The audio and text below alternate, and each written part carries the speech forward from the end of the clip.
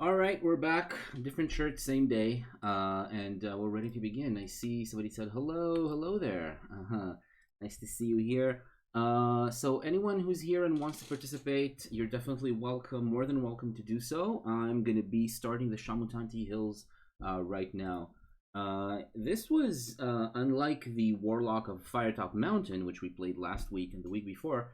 The Shamutanti Hills it's not the first fighting fantasy book ever published, but it's the first one that I played, so it has a very special place in my heart because it's the first one that I played when I just didn't even know what fighting fantasy or the choose your own adventure game books even were. That's the first one that really showed me what this was about. So for me, it's really a special occasion, and you could say that the Warlock of Firetop Mountain was kind of a trial run, just a test to see how it goes to play this game with the audience, and it went really well. It went really well. I really liked having you weigh in and help me make all the choices while I was playing. So some people indicated that they already know. Hey Dijin, hey, nice to see you. Some people already indicated that they know already what are the best choices to make, what all the best choices are when you play this, when you go through this game book. If you know the right things to do, go ahead and do that. If you know what the right things to do are, but you want to actually add difficulty, I'm just saying I don't know. I don't remember almost anything. I haven't touched this book since probably primary school or something like that. So I don't remember anything. And for me, everything's going to be new. And if you send us down the wrong path or into a dangerous fight that's maybe unnecessary, I won't know it. I won't know what you're doing. So you just go ahead and do whatever your heart tells you to do, whatever you feel like doing. So really, all the choices are open. So I'm gonna just narrate the book. I'm gonna run it to you as if I'm a game master and you're the player. All of chat together are gonna be the player for in this game, and you're gonna get to make the choices. Let's see what it's gonna look like. Here we have the game book. I'm not going to show you the game book all the time. Usually, we're just going to be seeing this right here. We're going to see the adventure sheet and the map that we're going to draw while we're playing. Also, there's going to be some dice rolling, and the dice rolling is going to be here in this area here, right here in this box. You're going to see all the dice rolls that we're going to make. So we're going to start with creating the character. And then as we go along, we're going to update the adventure sheet here with all the numbers on it that show us how much skill, stamina, and luck we have, and all of our equipment, and the golden potions and everything else we have. So that's going to be that's basically going to be the game. Wherever there's a choice, I'm going to stop and I'm going to ask you what you want to do. So yeah, that's it. That's it for us. I want to say hi to anyone who's here for the first time. I see an unfamiliar name or two with us today. So I hope you enjoy what we're going to be doing. And if you've never played a game book, or if you're here because of for nostalgia's sake, and you also already know, no, no emotes yet. They're on their way. On their way. No custom emotes for the channel. If you're here for nostalgia's sake, I hope you get the same hit that I'm surely going to be getting from playing this tonight. Hooray indeed. Yeah, in just a few days, hopefully we'll have them. Okay, cool. So let's begin. Basically, this is the first part in the Crown of Kings. So there's a whole thing. It's a whole game world. They actually made it into a whole game world with a map of a whole world with like continents and kingdoms in the continents. When they after sorcery was done, after this story was already done, they kind of fleshed out a whole world around it. And basically, you belong to a kingdom called Analand. Analand is a good and prosperous kingdom. And the backstory of this game is all revolves around the Crown of Kings. The Crown of Kings is a crown that was discovered, was retrieved by a lowly foot soldier in some war, forgotten war years ago. And that soldier became the king of his kingdom. Because the crown apparently gives you magical powers to become a benevolent ruler and turn your country, your kingdom, into a prosperous and peaceful place for all of the citizens to live in. So he became the king, and he was so good. He was such a perfect guy, this king, that he actually decided to take the crown and pass it along the neighboring kingdoms, and just started increasing the influence of the kingdom, of his kingdom, all around the where he ruled. And he just decided that every ruler of every kingdom around him is going to have, or every city or every place with a central ruler or whatever, are going to have the crown for a couple of years. I think 4 years was the story. Every kingdom who had the crown for 4 years became amazing, became a peaceful and great place to live. Nobody went hungry. There was no wars. Peace started spreading, and there was no more tension or crime at all. And Analand was the last one given the crown.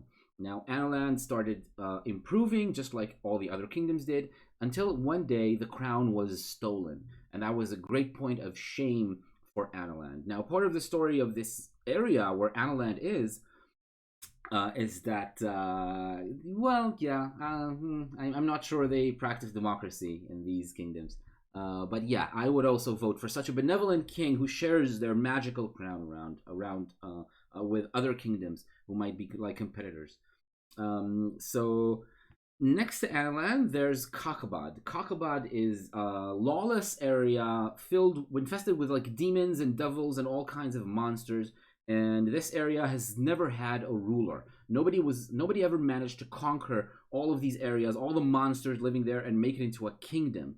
And if they did, it would be really, really dangerous. And now we know that the person who stole the crown of kings made it all the way back to Mampang Fortress. Mampang Fortress is where an archmage lives in Kakabad. It's like in the farthest reaches of Kakabad, past all of the monsters and lots of no man's land between here and there. And now it's incredibly dangerous, because if they use the crown to create a kingdom out of Kakabad, it's going to be a menace. It's going to be actually a terrible place where armies could set out and attack other kingdoms in the land, both Analand and other kingdoms neighboring, and it's going to be very, very dangerous. So you are a hero. You're going to play the one person who set out to infiltrate Mampang Citadel and steal the crown and retrieve it back to the king of Analand, who's now greatly embarrassed and shamed by that thing that just happened. So that's like their chance to set things right, to get the crown back. Yeah, so there's not a lot of explanation to all the details of the backstory, Dijin, and I guess what they said is that an army can't make its way through Kakabad because it's not organized, it's not a kingdom, but it does have a lot of monsters. And if you send like an army or a squad of people, then I guess they would be noticed and they would be attacked and caught or something. It's the same old send Frodo with the ring alone to Mount Doom story rehashed. Send one person. There's also a version of like a roleplay adventure for a group, a party of 3, 4, 5 characters. Another version which you can play at home if you're a GM or a player. You can use the advanced fighting fantasy system to build like a bunch of characters and just play it like a traditional fantasy roleplay game. And they have the same excuse there. They have the same thing right there. There's you can't send an army. It's going to be too noticeable and too dangerous. So you have to send a squad of highly trained adventurers to you volunteered and you're going to go out alone and get the crown. Doesn't make a whole lot of sense, but it's kind of the excuse we're expecting in these kinds of stories, right? You can only send one person or 2 or 3 or 4 or 5 people, but you can't send 200 or 20,000. It will be it won't work for some reason, because we want our adventurers to have the adventure, to go through the adventure. So that's usually the reason. So I guess the first thing we need to do is build our character. So we're going to start just like we did with a Warlock of Firetop Mountain. We're going to start with the numbers, all the mechanics. We're going to roll the dice for the skill, stamina, and luck, and then we're going to decide what kind of person they are, which was the funniest and best part of building the character. And it's going to be a whole new hero. And the first choice we make, the first vote you're going to be making in chat, so listen up, is going to be whether we're playing a warrior, which is a simpler game, or a wizard. Yeah, a warrior or a wizard. The wizard is more complicated. You're weaker physically, but you can do magic, which is awesome. So what do we prefer? What do we prefer, a warrior or a wizard? Yes, already one vote to wizard. Whiz. Hey, Sally. Hey, welcome back. You're a wizard. Nice. So that's 3 votes to wizard, no vote warrior. I'm pretty good, Sally. How are you? Nice to see you. Yeah, I mean, the day was already pretty good. Yeah, I had a nice lunch and dinner. 1 vote warrior. 4 votes wizard. Yeah. It's a 4 votes wizard. So the one choosing warrior, I'm sorry, you're not gonna get you're not gonna get lucky today with this first vote. So we're gonna have less skill. So the first thing we need to do is to roll dice and determine how skilled we are. And skill is basically combat skill. I don't think it matters to anything else but fighting. There's going to be a lot of fighting potentially in this game. You can avoid some fights sometime, but there's going to be a lot of fighting anyway. There's supposedly safer and more dangerous paths. So those of you who remember how to avoid danger or get into danger, to choose to get into danger if you want to, you can also always do that. But there's going to be some danger, and we're going to need some skill. And to do that, we're going to need to roll 1 6-sided die. We rolled a 3, and we add 4 to that. If we were a warrior, we would have added 6. So it would have 9 skill, but we chose wizard. Suppose we chose wizard. We're going to start with 7 in our skill. Oh, that's tiny. That's way too small. I'm going to need a much bigger. Nope, not that big. All right. That's good. That's a good size. Nope. Too small again. All right, 40 is good. Okay. So 7 skill, that's our starting skill. I'm going to copy it. Because we have our starting skill and our initial skill and our current skill. We can get wounded or cursed or poisoned or sick, and we can lose some skill points sometimes during the game. And the initial is like the maximum. We can never go back up above 7. And 7 is really not that high. If you're a warrior, the range is 7 to 12. So it's like the least amount of skill a warrior could even have. Now stamina. Stamina is 2 6-sided dice. And we add 12 on top of that. We rolled a 6, which is slightly below average, just a little bit. Just a little below average. Let's copy that here. And we add 12 on top of that. So 6 plus 12 is 18 stamina. 18, it's not that bad. And we have our current stamina as well, which is going to be here down below. Okay, so that's going to be our current skill and stamina. And now luck is going to be 1d6, 1 6-sided die, and add 6 on top of that. So let's do that. Those are very important rolls. With dungeon, 6, nice. We have 12 luck. We're very lucky. We're a very lucky hero. Okay, so a very lucky wizard. Harry. Nice. So 12 out of 12, that's what we have right now. And luck goes from 7 to 12 for everyone. So 12 is the maximum, and that's what we have. During the game, we might need to test our luck. The game is going to call for us to test our luck when we are hit by like a trap or a poison or something.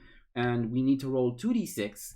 And we need to hit our luck or lower than that. So if we roll 2d6 now, you roll between 2 and 12. And that means we're always going to be lucky when we test our luck. That's for the first one. But whenever we test our luck, the luck score goes down by 1. The current luck goes down by 1. So the first time we roll with a 12 of luck, which means an automatic success, but then down to 11 and 10 and 9 every time we test our luck. And it doesn't matter if we succeed or we fail. If we get lucky or unlucky, the luck always goes down by 1. Thank you for the follow, Digin. That's very nice. I like to see new followers.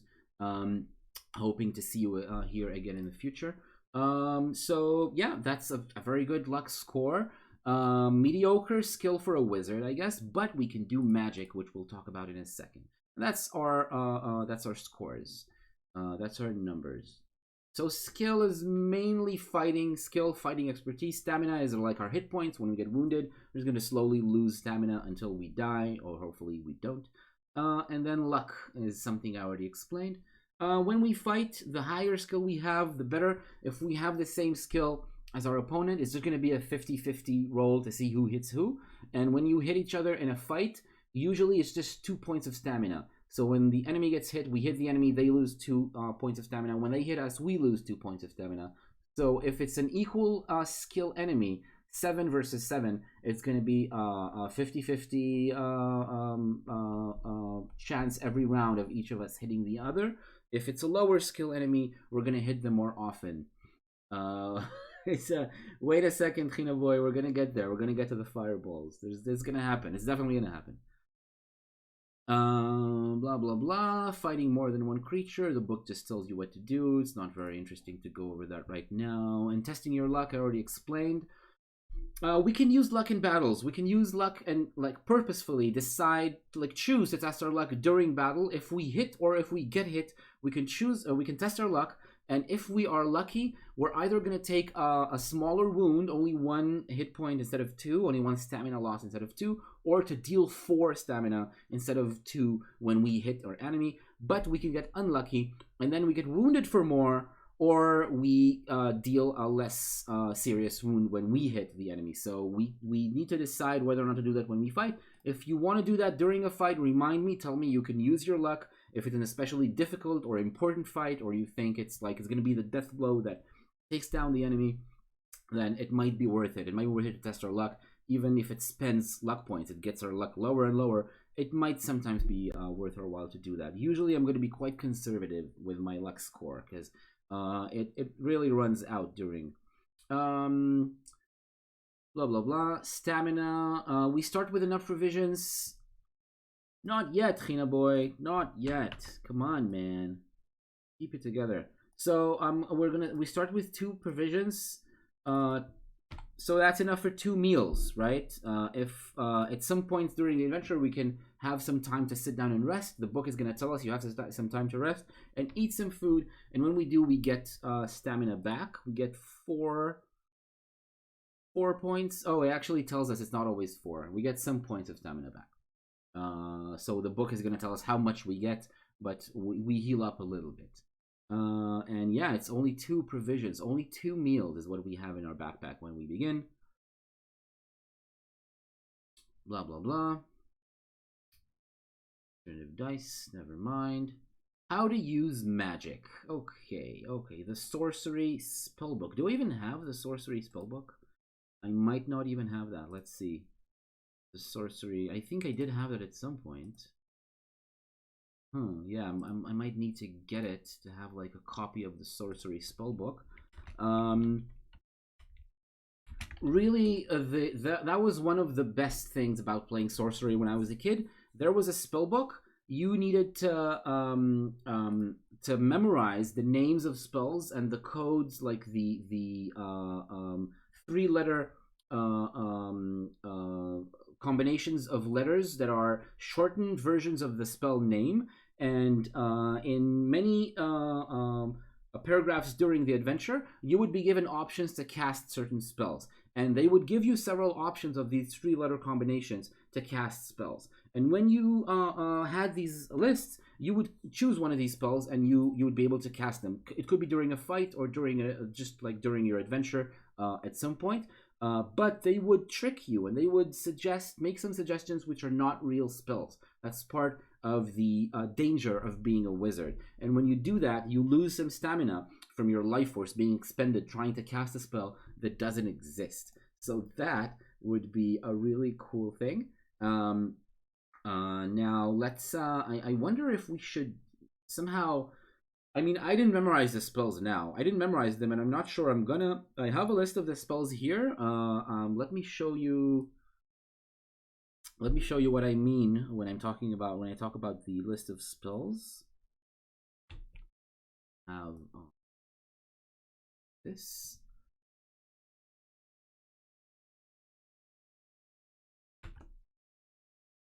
Oop. The.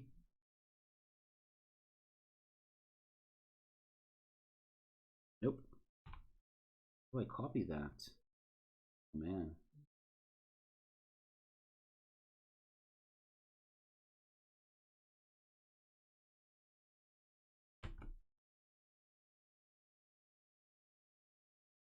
Hmm.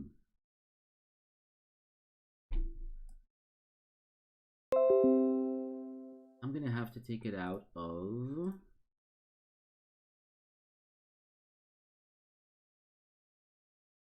Oh, okay, yeah. I do have it saved here. Now I can do that. Just put it right here. Yep. Okay. In about a few seconds, the list of spells is going to be up. I don't know how big and imposing it's going to be on the screen.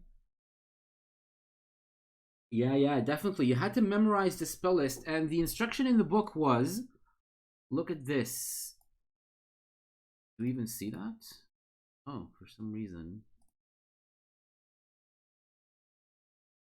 you don't see changes to what I do. Oh, okay, good. We're back. This is a list of spells. Look at that. Disregard the red and the blue. It's just links in a wiki that work or don't work. They have like their own articles.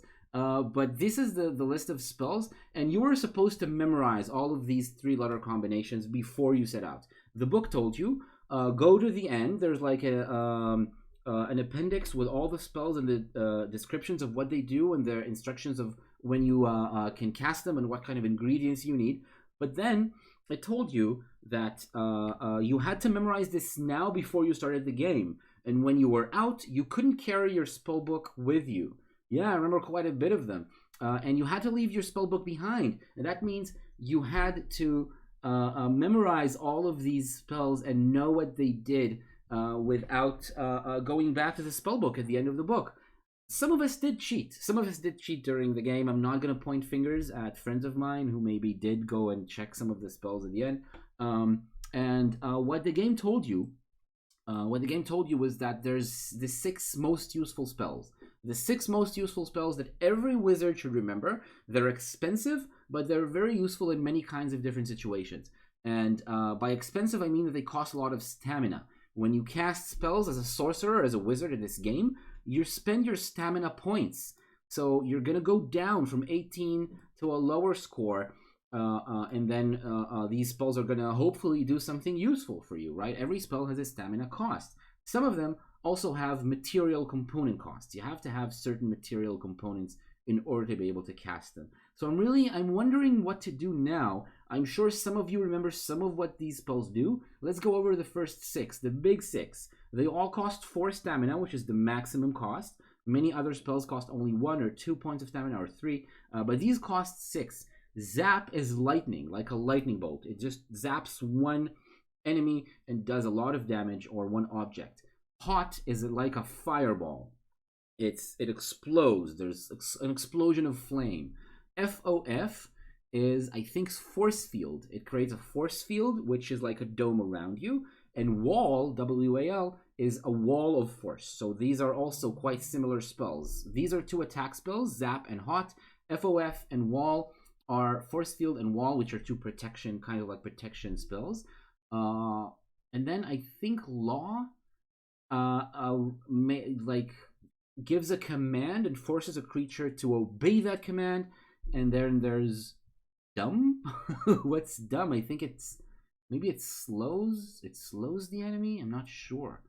Wow, I wonder how we should do that, because if we want to be a wizard, and it seems like almost everyone wants to be a wizard, we need to know what some of these spells do. So I think that I'll put up. Let's see.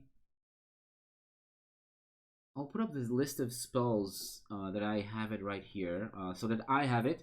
When you make your choices, I might help you and give you hints, because I don't want you to choose from spells that don't exist. And I think what we'll do is we'll keep this list handy. We'll keep this list handy right here, and then we'll make sure that we have it around when we get some choices. Maybe I won't show it to you whenever we can cast spells. Maybe at some points I'll make you choose blindly or from memory, hoping that you still remember some of these spells. But I'm going to keep it handy right here, because obviously we're not going to be able to go over all the spells now. If for next week you want to play lawfully, you want to be you want to play as we were supposed to back then when we were kids, you can go, you can get the book. It can still be purchased on in PDF, and you can also get the Advanced Fighting Fantasy rule book. It's like the role playing game system that they put out. It has all the sorcery spells there, the same spell list. I'm pretty sure it's exactly the same spell list, um, and you can see it there. And see all the spells that you can cast as a sorcerer.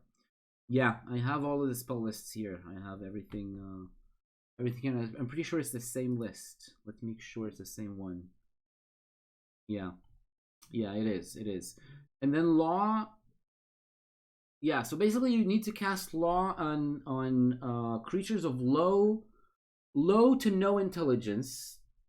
So you can peruse the book if you want to either cheat, which I don't mind, or to just read it once like you're supposed to, and then just play it off of your from memory when we play. So it's your choice, pirates. It's really your choice which one you want to do. So law works on creatures with low or no intelligence. It lasts a number of rounds. Oh no, that's part of the but basically it dominates the creature's intelligence, and it lets you um, it lets you just command the creature and tell them what to do. That's what law does. And dumb. Oh no, it doesn't slow down the creature. It makes the creature uncoordinated and clumsy. It makes them very, very clumsy.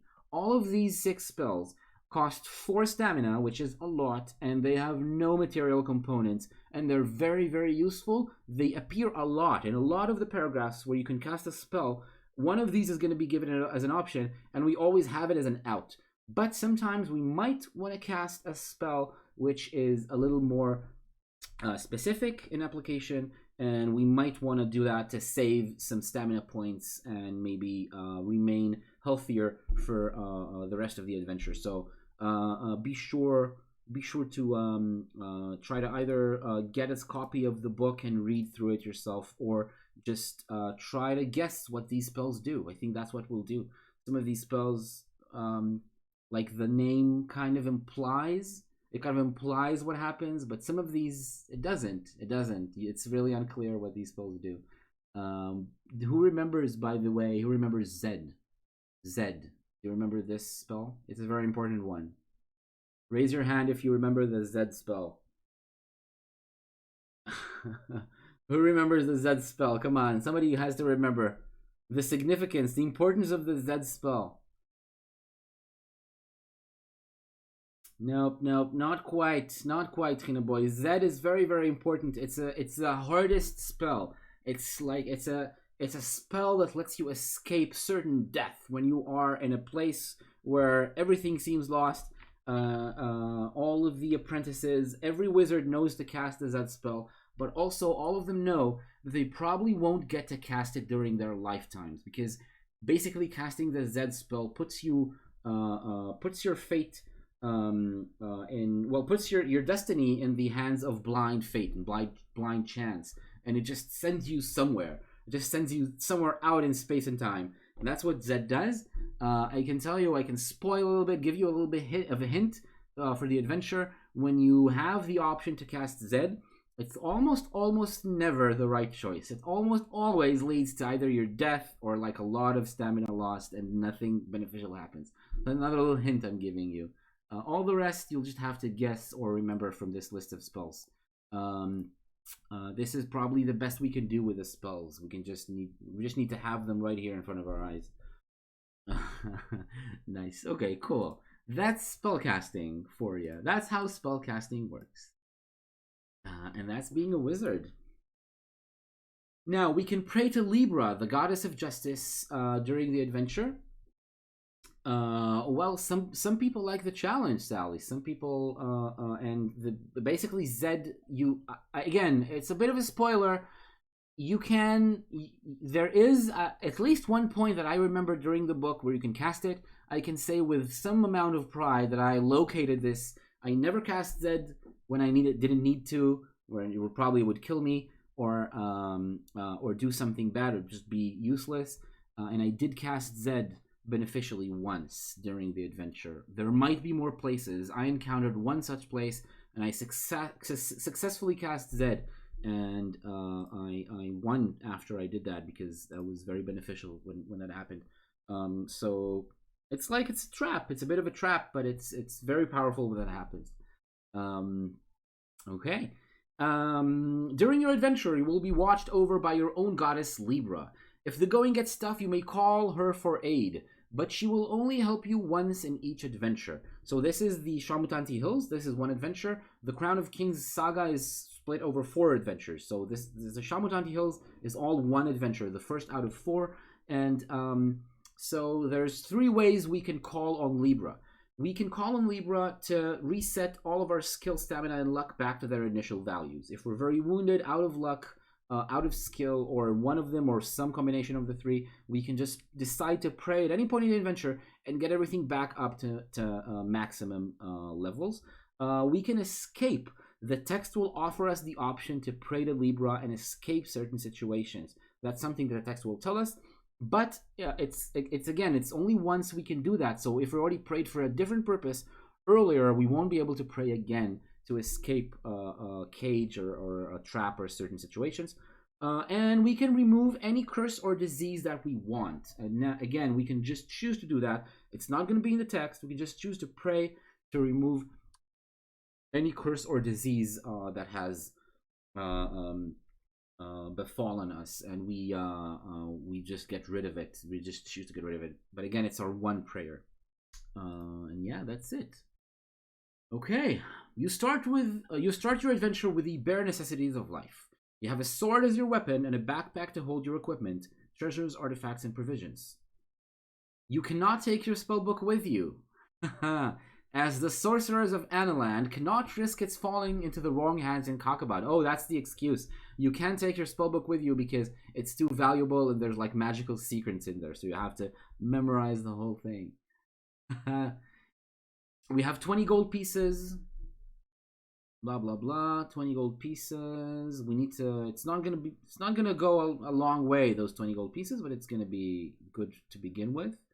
And 2 meals of provisions.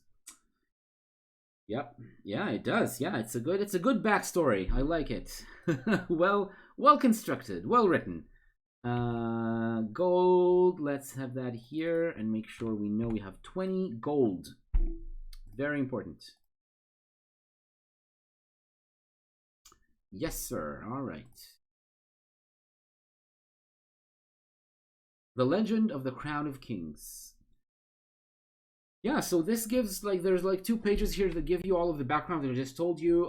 There was the Crown of Kings, blah blah blah, in the Dark Ages. Chalana the Reformer.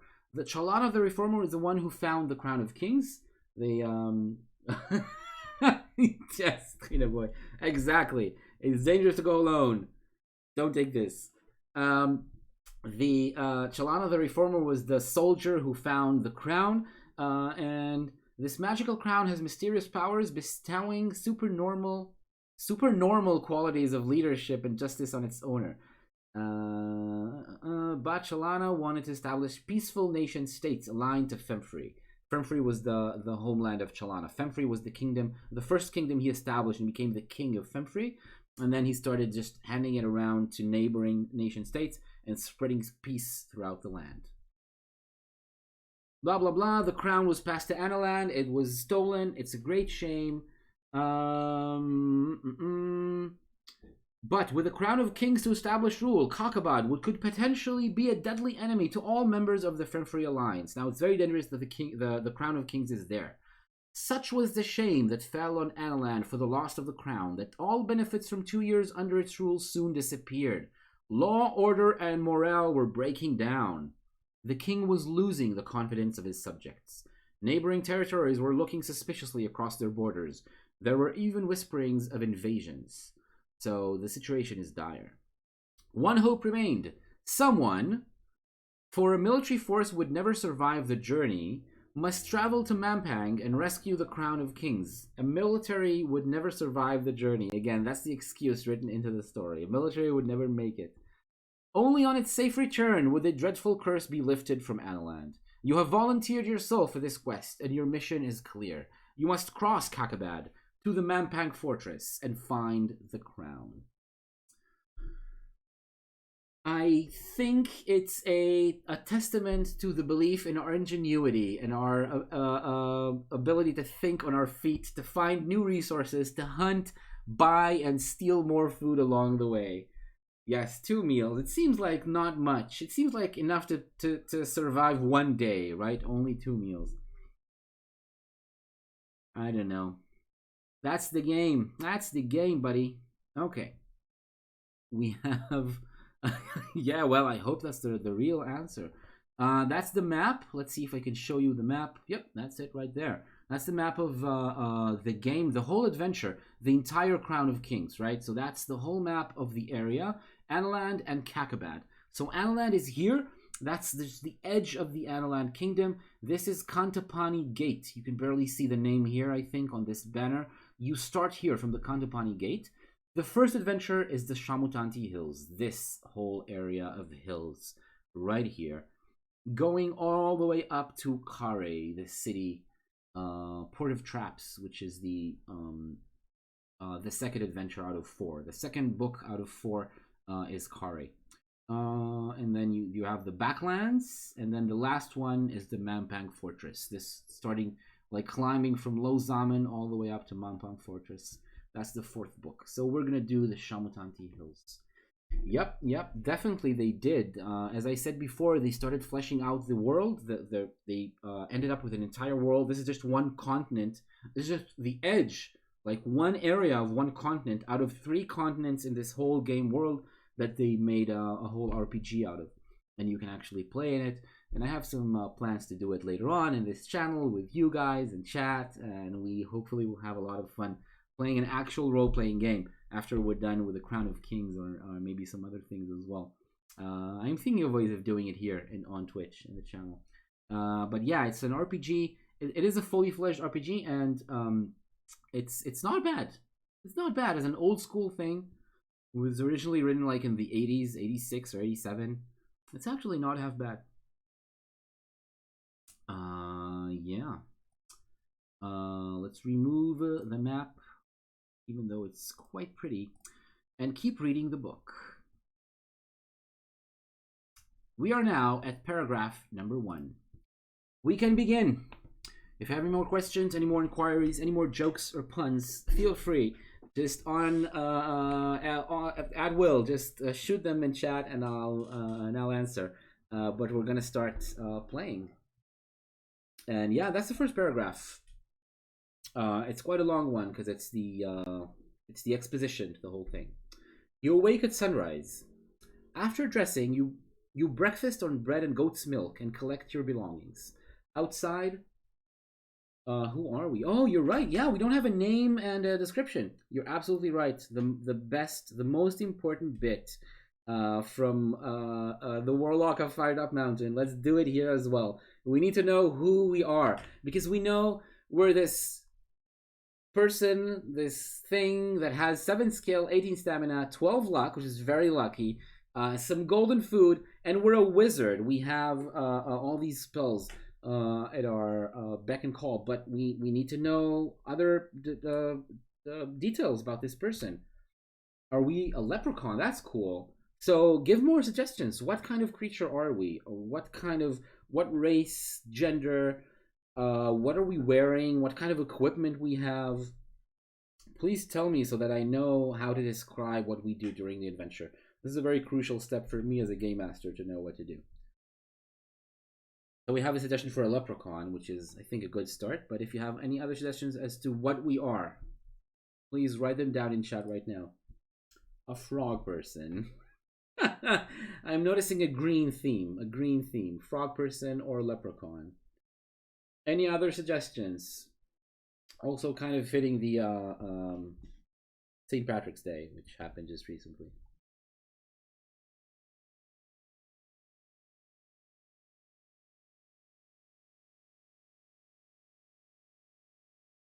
Shamrockkin. An elephant person. Ooh, wow. There's some nice suggestions. I like that. Shamrockkin. Frog person is interesting. Female frog person. Female frog person. Shamrockkin female frog person. These are all good suggestions. Oversized cloak. An oversized cloak, obviously. Female frog person, yes. Yeah, they are. They are both green. So it's gonna be a frog person. Let's show you what for me was the most fun bit of playing the Warlock of Firetop Mountain, and that is drawing what you wanted me to draw. What kind of greens do I have here? Is this green? I'm sure this is even green. Is this green?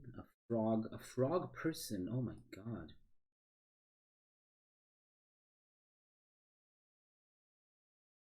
This right here is the most fun bit.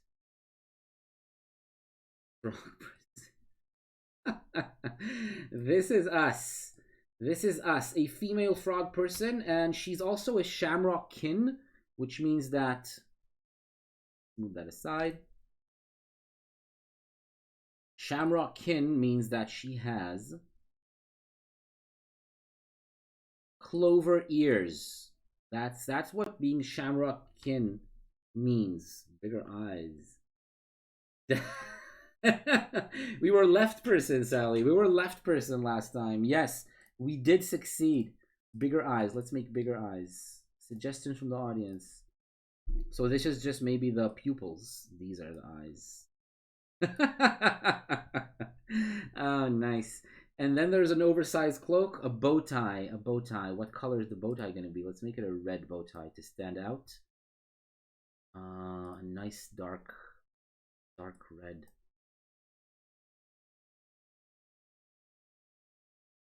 Oh shit. This does not look like a... Okay, this is somewhat a bow tie. This is kind of a bow tie. Let's do the cloak.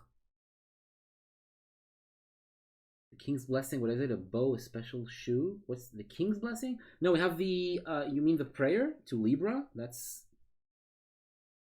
a bow, a special, oh, the King's, yeah, we were sent by the King, that's true. Yeah, we should have the King's Blessing, actually. So we're gonna have an oversized cloak. A sword, yeah, she should have a sword. A shamrock crown. Let's do a shamrock crown as well. The shamrock crown is gonna be...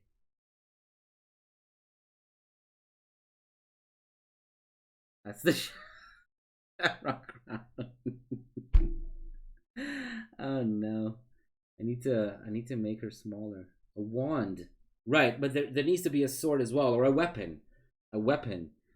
It needs to be a weapon of some sort. So I'm gonna make it. I'm gonna draw a wand because you suggested wand, and wand sounds very, very appropriate.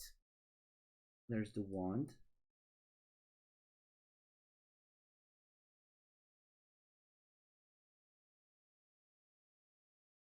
That's just a stick.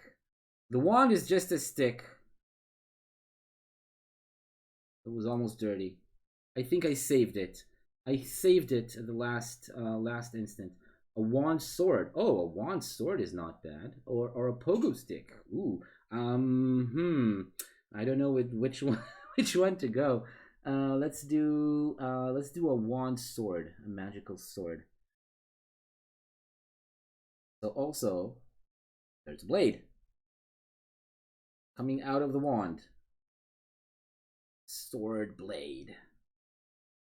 All right. A sharpened pogo stick. So if it's a sharpened pogo stick, it means that there's handles pogo stick, right? You have to... Nice. That's a magical sword sharpened pogo stick. Let's I think that's enough. Let's make her a little bit smaller so she fits in the screen right here. That's it. What is her name? She's beautiful. She's absolutely beautiful. Let's write down a name for our princess, our frog princess. Daisy. Ooh, Daisy. I'm gonna go with Daisy. Just, that's it. That's the decision. Decision made.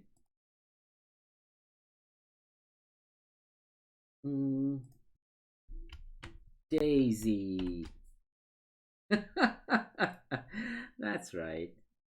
That's Daisy, Mrs. Daisy McGilligully. Is there even enough room for that? Mrs. Daisy McGilligully. Did I spell that? Yeah, I spelled that correctly. Cool. So let's make that smaller too. This is Daisy McGilligully. That's our hero. That is our hero for today. And this is Daisy, who's gonna set out, as you'll see, as you'll discover, not nearly the weirdest creature we're gonna see during this adventure. Not even in the top 5, probably. Shamutanti Hills is pretty tame, actually. Shamutanti Hills, I think the first adventure, I remember it being kind of like pretty classic fantasy with its own unique flavor, but not that far removed from what we know. But the rest, the other adventures, they just get weirder and weirder with weirder and weirder creatures. Case in point, by the way, we start the game looking at this beautiful thing. Look at that. Look at this beautiful mug. So this creature, this one, is actually who we see first thing in the morning. So you wake at sunrise after dressing. The last two. Oh man, the last two. Oh, that's. I mean, you're gonna have all the fun, Sally. Then. After dressing, you breakfast on bread and goat's milk and collect your belongings. Outside, the outpost settlement is stirring. The womenfolk emerge to wash and prepare their meals as the day's guard takes over. The womenfolk. Eyes follow you as you leave the hut and walk towards the Shamutanti wall. The frontier's people are well aware of your mission, and a small crowd of well-wishers follow some distance behind you. Before you stands the Kantapani Gate, guarded constantly by Sightmaster warriors chosen for their powers of telescopic vision. The gate is the final doorway between Analand and Kakavad. Once more, you check your pack. Satisfied that your preparations are complete, you nod to the Sightmaster Sergeant. For the last time, he glances at the lookout atop the gate, who signals the all clear. The sergeant orders the bolt to be withdrawn. A doorway opens up in front of you, and you get your first view of the Shamutanti foothills, the first stage of your journey. The Sightmaster Sergeant, that's this creature, I guess. That's the Sightmaster Sergeant. Look at the eye motif. Womenfolk reverse merfolk. Yes. They're women on land. Yes. The Sightmaster Sergeant strides over and grasps your hand. I will not wish you a safe journey, for the way ahead will not be safe. What a shit. Kakabad is a treacherous land inhabited by devils, but this you already know. Take the path ahead to Kantapani, a small settlement of traders, although most are rogues and thieves, which you should reach within the hour. From Kantapani onwards, there are 3 routes through Biritanti to Kare, a city port on the Jabaji River. From Kare, you must cross the backlands, which are unknown. It is said that day and night in the backlands are controlled not by the sun, but by supernatural forces. And bear in mind that from Kare onwards, your progress will be watched. That is some high quality foreshadowing.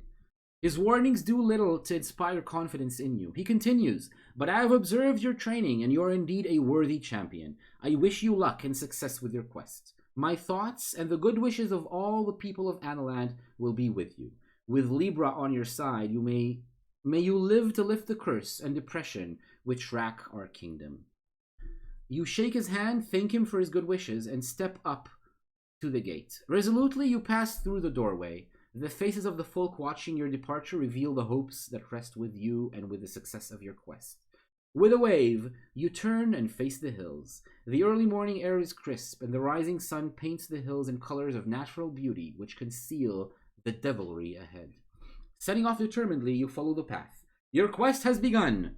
Turn to 178. All right, let's hide the book from now on. I'll show you cool art if it shows up. But mainly you're going to see here the map that we draw and the adventure sheet, the list of spells, which I should, by the way, resize, make sure that it fits. Area. Better? Okay. I'm gonna show you the book if there's like cool art that's gonna be worth it. Let's turn to 178.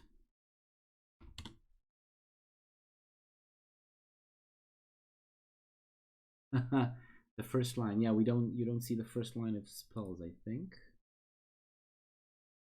I don't know if it's that important if you see all of them together.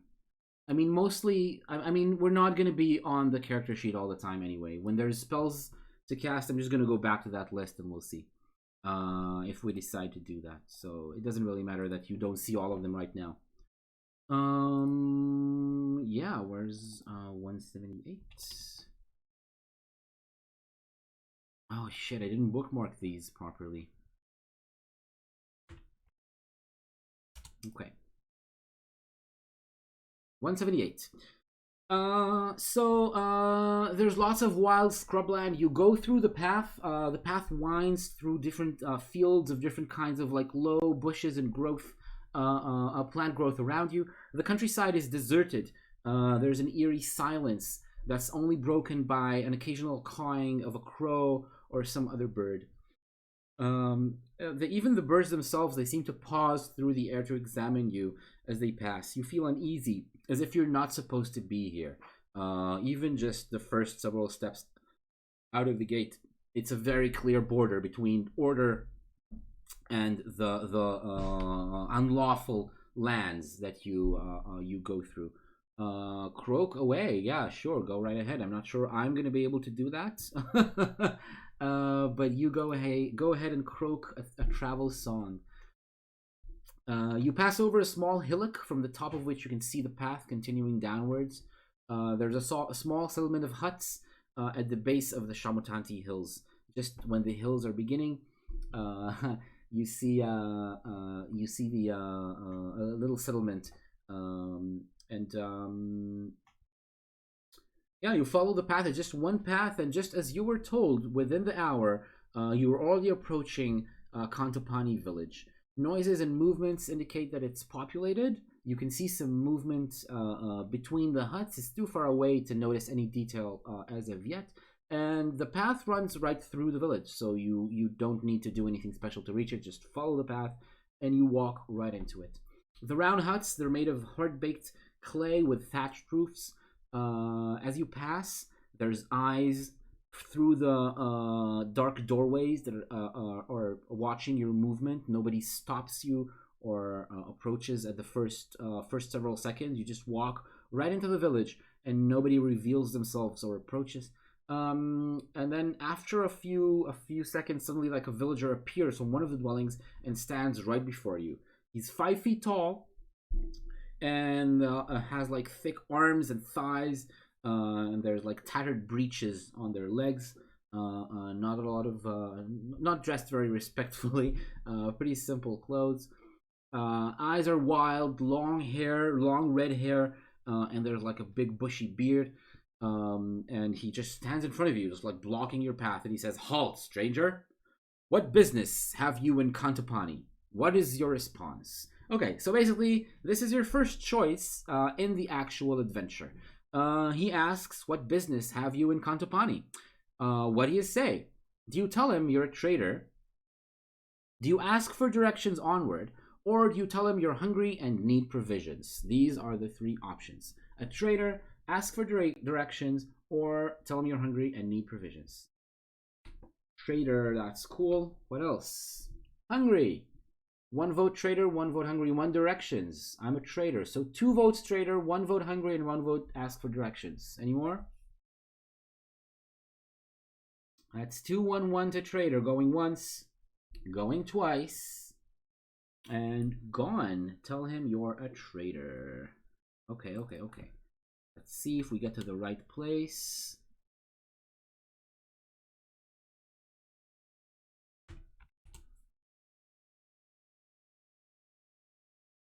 Okay. So he just like does like she still like has arms crossed, and he goes like, "Huh, okay." He does like this. Follow me. Just starts walking, not even looking back to see if you're following or not. Taking you through the village to a large hut, a bit larger than all the rest. Inside, it's a little bit cooler and nicer. You find out that it's like a storage house. It's not a store of any sort, but it definitely is a place where lots of different wares and trading goods are stored. And there's a quartermaster who's about the same size as your guide slash interrogator, but a little bit plumper. Seems to be a little bit less muscled and more just like well fed. Is seated at a table, and the villager tells him, "You want to do business? You're a trader," and he just leaves you with the plump man. And the plump man says, "Oh, well, welcome. Please take a seat. Take a seat right here." You sit down, and he has some items. He just takes a bunch of items and places them on the table in front of you and asks you to examine them. Tells you that these are the most useful things for someone who's out exploring like you are. This is the list of items that you can choose from. Can I mark? I can't mark the text, so I'm going to have to just read them out for you, okay? Let me actually write them down because it's a lot of options. So there's an herbalist's potion, a fine-edged broadsword, a musical pipe, an axe with strange carvings, a bag containing teeth, or a fine glittering jewel. Let's show you. I can just show you the page. Yeah, here's the options. Here are the options you have. An herbalist's potion, a fine-edged broadsword, a musical pipe, an axe with strange carvings, a bag containing teeth, or a fine glittering jewel. Nice. So 1 vote for shiny, the jewel. 1 vote for teeth. I always wanted teeth. Broadsword. Yes, broadsword is a weapon. Pipe. Nice. There's four different options. My memory, my weak memory from childhood actually is revealing to me that some of these are actually magical components. You can use them to cast some spells, but I'm not going to tell you which are which. I'm not going to tell you which of these are magical components of which spells. So yeah, 2 votes teeth. Let's go buy some teeth.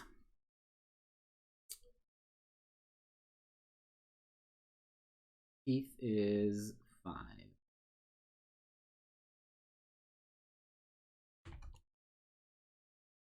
Okay.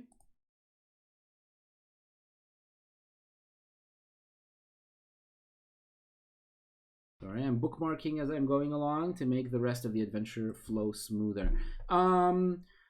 So you start examining the teeth, and he tells you, "Oh, you wanna get the teeth? I don't know even which teeth these are. There's some creature teeth, just a bunch of teeth." He says, and he's not gonna give you the time to look through the bag and actually check which kind of teeth these are. So you just need to buy them blindly if you want to. And it costs 3 gold pieces. So do you pay 3 gold pieces for the teeth? Please tell me.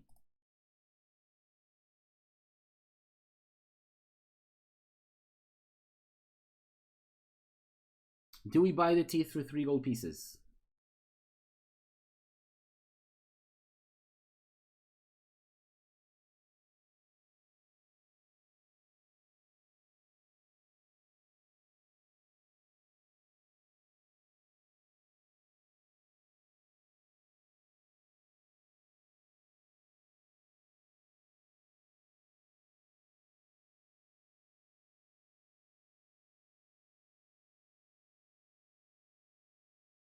Yep. Everyone wants to buy the teeth, unsurprisingly. So let's buy the teeth and let's write it down in our equipment. So now, let's make sure that we have a good list of equipment here, that we know what we have.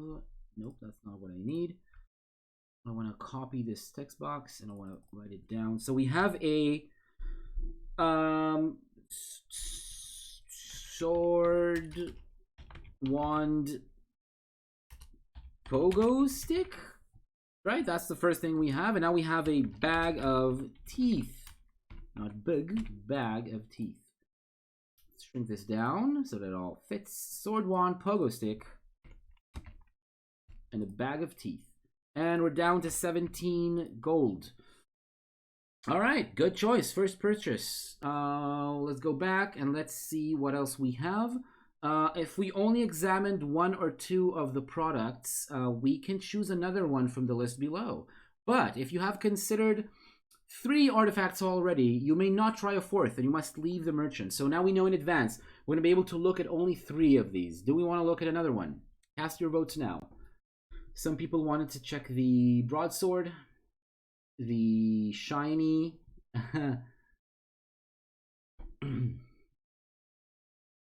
Aw, what a beautiful song. Ribbit away we went through the scorching sun on roads torn and rent, for adventure and fun looking for the rain, for my dear old mom on the path of death and pain, never being glum. Destiny awaits in these paths unknown, time to step outside the gate and my glory own. Oh my god, that's beautiful, Sally. That's amazing. So one vote pipe, one vote potion. Pipe or potion, cast your votes. Either these two or any other, except for the teeth that we already checked.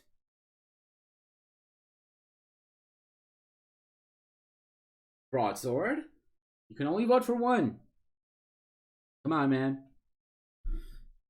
Kina Boy, Sally, Pirate's pipe. Okay, so 2 votes pipe. That's enough for me. Let's check the pipe. A musical pipe. Turn to 22.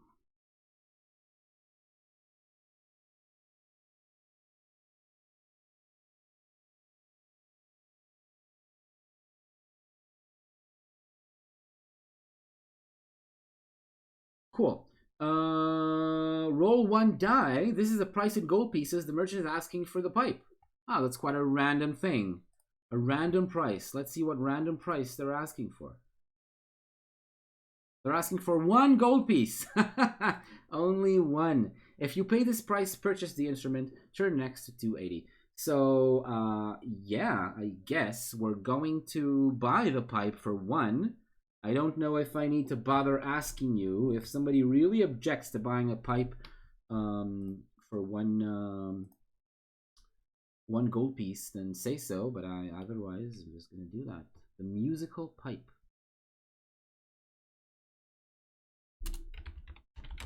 Musical pipe for 1 gold piece. Nope, sounds too cheap. Too cheap. Luckily, there's also a vote yes, which I'm gonna follow in this sense. Be suspicious. Yeah, we should be suspicious, but we know that it's just a dice roll. Cool. Yeah. Third option. We have one more option of something to buy. A potion, a broadsword, an axe, or a jewel. Potion, 1 vote potion. Better get 2. Yes. Shiny jewel. 2 votes jewel. 2 votes of the jewel. Jewel or axe? Jewel. Okay, 3 votes. 3.5 votes jewel. Yep, that's the jewel. Let's see what the jewel is. Shin keeps wanting us to take the useful things. First sword, now potion. I hear you. I really hear you, but jewel and teeth, it's just very interesting. And also, again, spoiler alert, I remember some of these are actually useful in some ways. That's pretty cool. Let's see.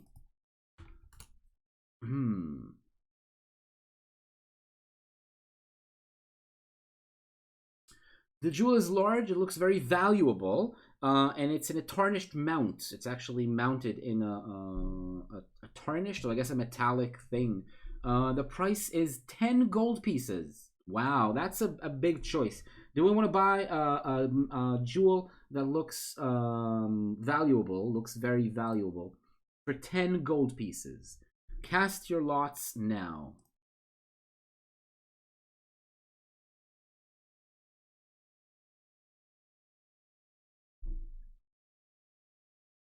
Sounds important. Well, it might be. There's also quite a lot of traps in this book. Might just be useless. Want the jewel for my love at home. Heckle him down to 8. We don't need money.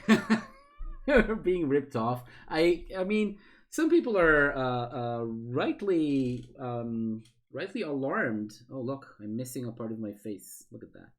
What is going on? If I do this, yep, it gets better. Sometimes the green screen filter goes haywire and I become partially invisible.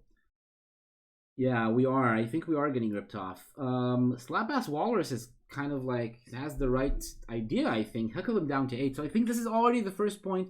We're going to slightly diverge from the story. You decide to haggle and be really like insisting on getting a better price. You want to pay 8. And he goes, nah, come on. It's a test. Really, look at how big it is, like a big jewel. And you go, Ribbit, no, I wanna pay. I wanna 8. You don't let him know about your love back home for whom you want this jewel. You only say that you want this jewel for whatever reason. And let's test your luck. Let's test our luck in order to find out whether or not you get it. I'm partially invisible again. This is really annoying. Look. I go all the way here, and I go back. Still not great. Huh. Need to play with the filter a little bit here. That's not good. How is this? How is this not working? Better. Better. Much better. Oh, this is... much better. Where is it? Not great.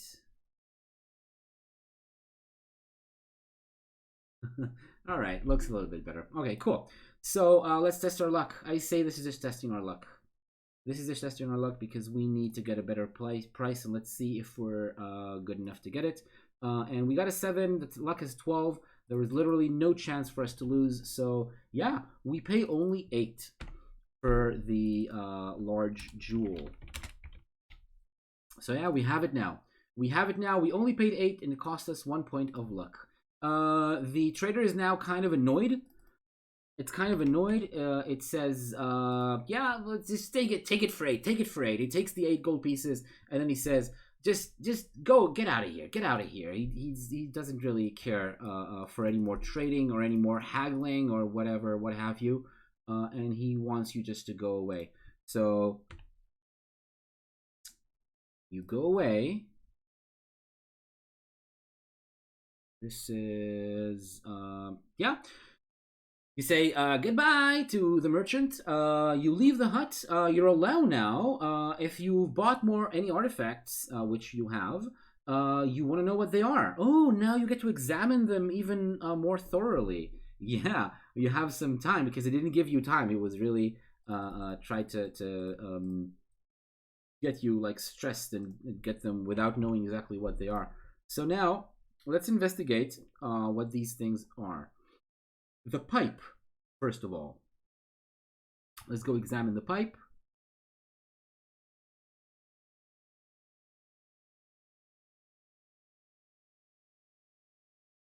The pipe is made of bamboo, and you blow it. It gives off a lively little note. You may take this with you. Turn to 126. Okay, cool. The pipe is nice. It's a nice little pipe made of bamboo, and it makes nice sounds. Next is the bag of teeth. Let's go to the bag of teeth.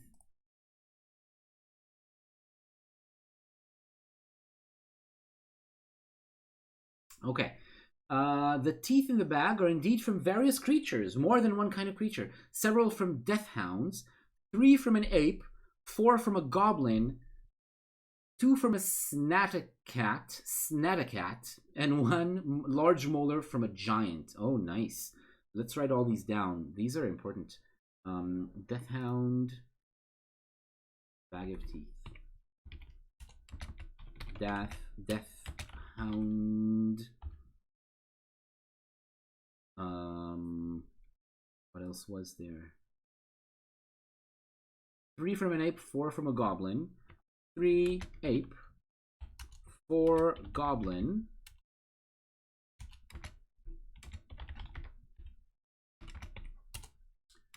2 snatacat. What is snatacat? I will never know.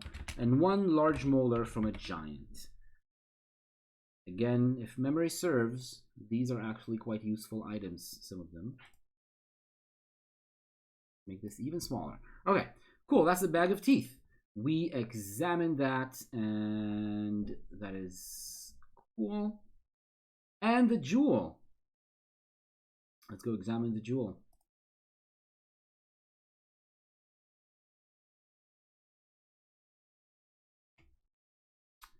Okay. You wait, what? Jewel is... Oh, yeah, I got to the wrong paragraph.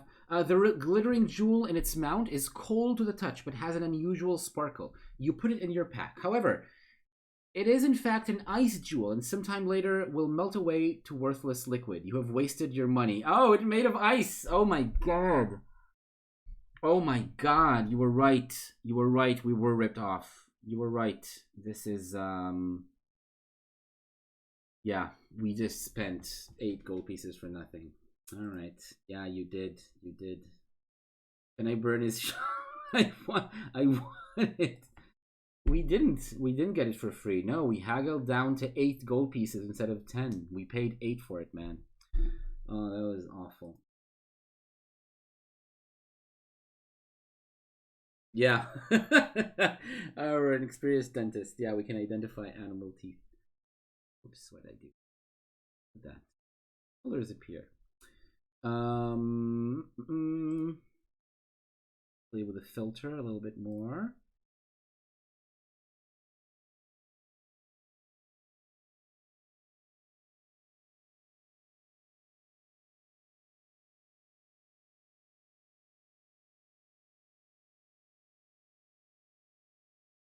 Oh man, it looks really bad. Why does it all look so bad?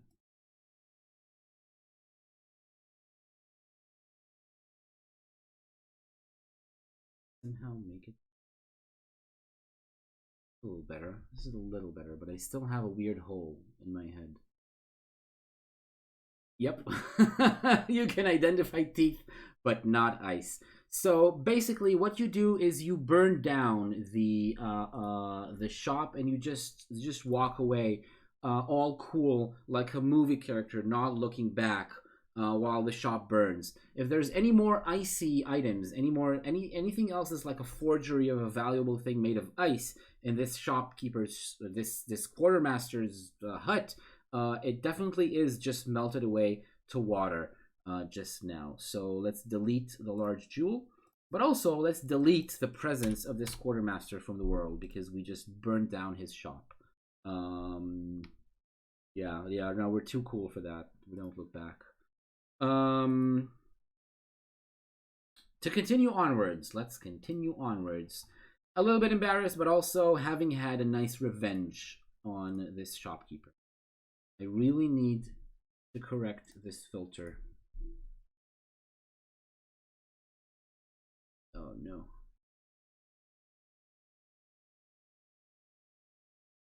Okay. Cool. This. Ooh, yeah. Okay, this looks better. This looks a little better. Hopefully this will hold. Cool. The axe. Sure, let's cheat. Let's see what the axe was.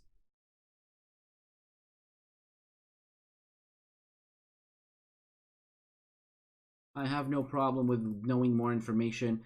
I don't have any intention of playing more than one run through of the Shamutanti Hills right here on chat with you.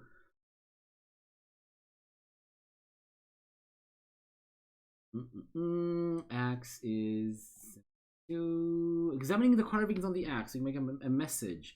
There is a message on the axe. This axe was crafted in the year of the ox for Glandragor the Protector. Its powers may be realized only by its wielder. It also has a number carved on it. There's a number carved on it, which is cool. You may keep it as a reserve weapon, blah blah blah. When you roll, oh, you subtract one. It's actually bad. It's a bad axe. It's good we didn't get it. You subtract 1 point from your attack strength whenever you use it. So it's a minus. It's a magical axe -1. But there's a number on it, which might be worth it later.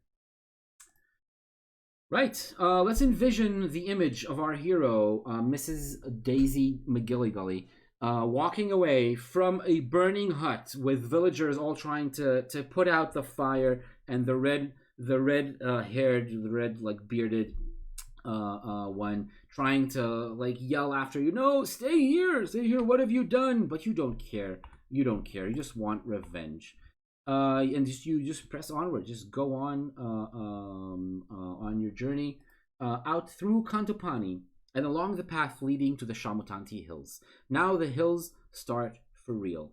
However, you feel a little uneasy while passing the huts on the fringe of the village, probably because you just destroyed their stores and probably murdered the trader.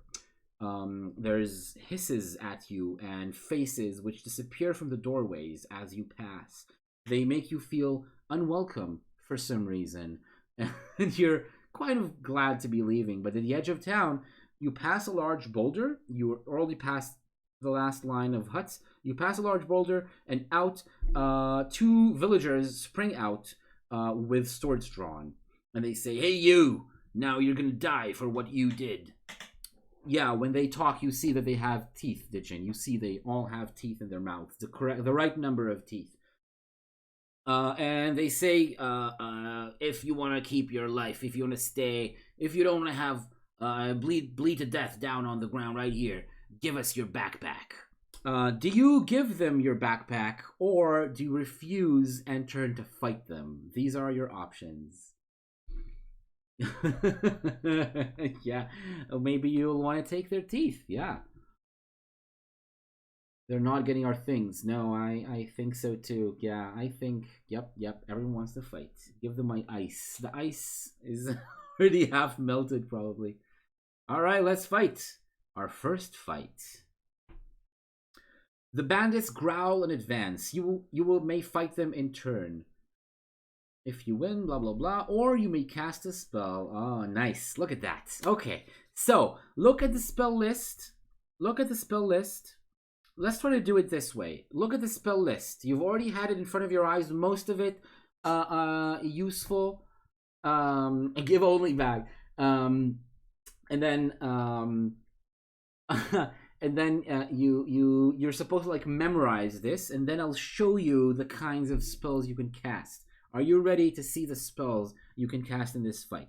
You can just fight as usual, but you can choose to cast one of the spells. So 3 seconds to go. 2, 1, and this is the fight. The instructions with the spells. The top left of the page, paragraph 104, right here. You see that there's 5 spells you can choose to cast. Fof, Jig, Bam, Law, and Yaz. Okay, so these are your options. Or you can just fight them. Remember, our skill is 7. Their skill is 7. In a sword fight, we're going to take some wounds, because it's every hit, every round of this fight is going to be 50-50 if they get wounded or we get wounded. Jig. Cool. Jig is cool. Fof. Fof is one of the big 6. Yeah. Some of you might remember. Okay, so 1 vote Jig, 1 vote Fof. Fof. Sounds like a slur. Anyone else? Anyone else wants to make a suggestion of whether or not we should cast a spell? Jig, Fof. 2 Jig, 2 Fof. I'm gonna be the tiebreaker if there's a tie. Jig or Fof? Vote now. Going once. Going twice. Gone. Okay. Because I remember, I'm gonna use Bam. I'm gonna use my memory. Bam's not. It's a no-go, Peanut Boy. You're the only one who wants that. So I'm gonna be the tiebreaker. I'm gonna use my memory to cast Jig. And I think, Sally Redlick, I think you're right. Let's see if my memory serves me well.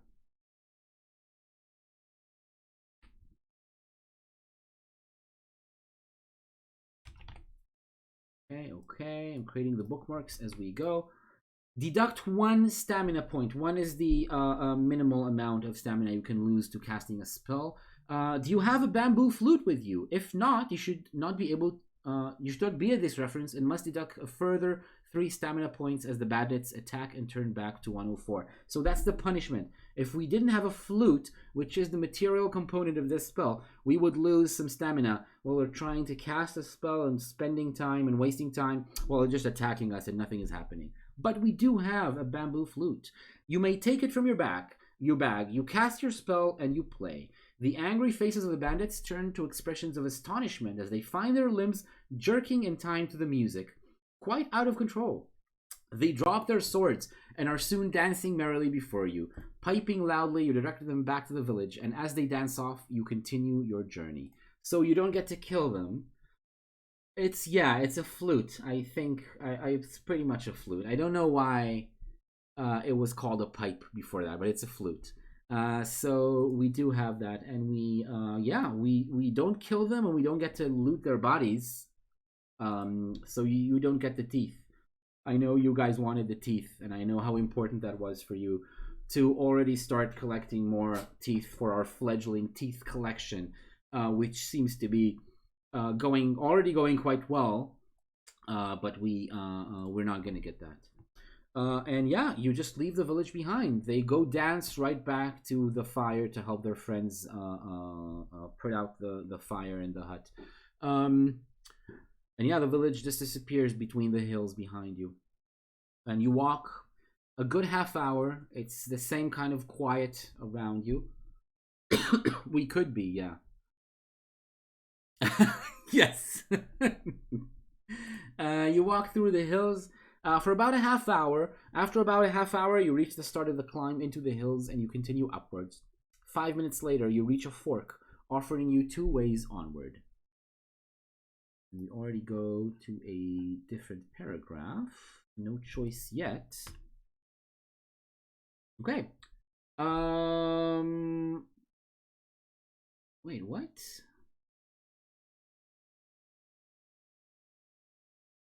Oh, okay, sorry, yeah, I went to the wrong one again. You ponder two trails. As you consider the paths onward, you hear weak cries from a large tree ahead of you. Cautiously, you step up to see an old man sitting on the lowest branch, apparently afraid to jump down to the ground, which, considering his age, is not surprising. He's very, very old. This is what it looks like, by the way. Have a quick look, and I'll remove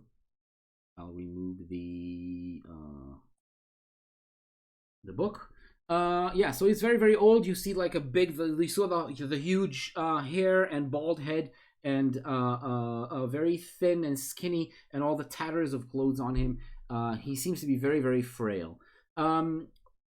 He says, please help me down, and you do help him down. It's very easy because he's very light, and you can just catch him and you put him down on the ground, even though thank you, pirates. Yeah, see you next week.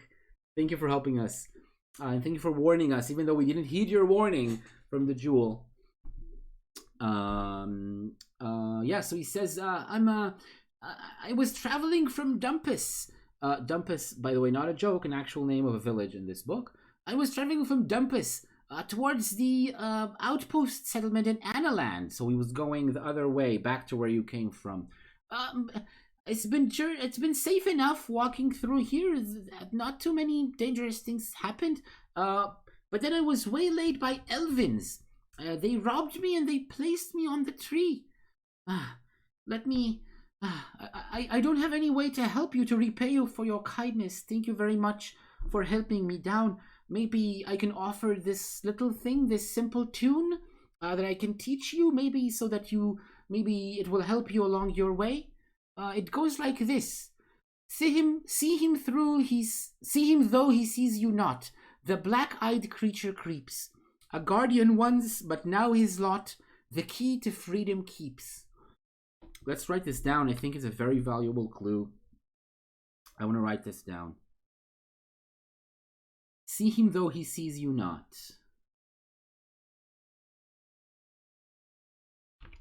See him though he sees you not.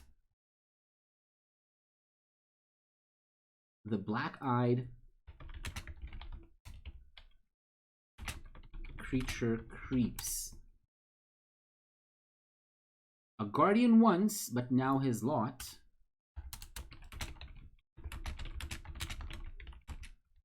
His lot.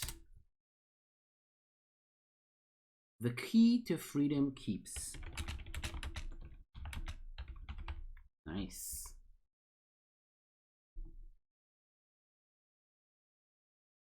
Okay, that's cool. That's gonna be probably a valuable clue. I think probably. His teeth. Cool. Oh, actually, I said to pirates, see you next week. I'm not gonna be here next week. It's Passover. It's us Jew folks are celebrating Passover next week, so I'm gonna actually skip Saturday night. I hope he doesn't show up and feel cheated. Yeah, you say, Ribbit, how do you know this tune, Ribbit? And he says, I don't know exactly what it means, but I know that the Elvins, they were very keen on finding the key. So maybe you will be able to maybe parlay with them or find something that's valuable to the Elvins if you get waylaid by them, as I just was on my way. Hopefully that's something that's gonna be helpful to you. You, he like looks like through his rags, and then he pulls out a page and he gives you. That's my only material possession. Have that. You look through it, and because you're a wizard, you recognize it's a page from a spell book. And the spell is incomplete. The spell described. You realize you don't see all of it. You have only part of it. It's supposed to be some kind of pest repelling spell. So it's part of a pest repelling spell. We're going to write down in the inventory. Part of a pest repelling spell.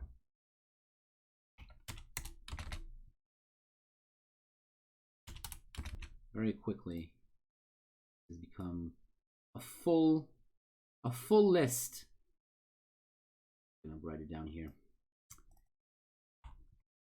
This equipment list is gonna have to be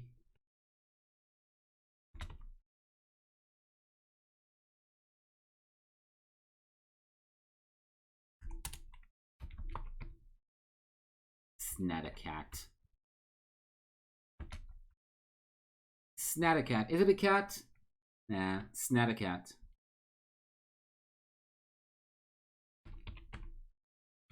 All right. That's what we have. That's our equipment right now. It's going to be written up here because there's no room for all of our equipment anywhere else. Do it this way. Okay. And now we have part of a pest repelling spell. Yes. He was sent out here to kill all the pests in the wilds. Instead of just killing the pests in one house, he was supposed to kill all of the pests, all the insects in all of the entire Shamutanti Hills. And then he says farewell, and he just heads off towards Kantapani. As we just said, he's going to Analan, so he's not going the same way as you are. Now you can choose your way onwards. You have several options now. You can take the highway up into the hills or the low way along the valley. So highway up the hills, low way along the valley, or a third option, investigate a buzzing sound coming from around the tree. So take the highway, take the low way, or investigate a buzz from around the tree. What do you choose? Vote, please. Buzzing. Shin really wants. What's the buzz? Everyone wants to know what's the buzz. All right, what's the buzz, buddies? What's the buzz?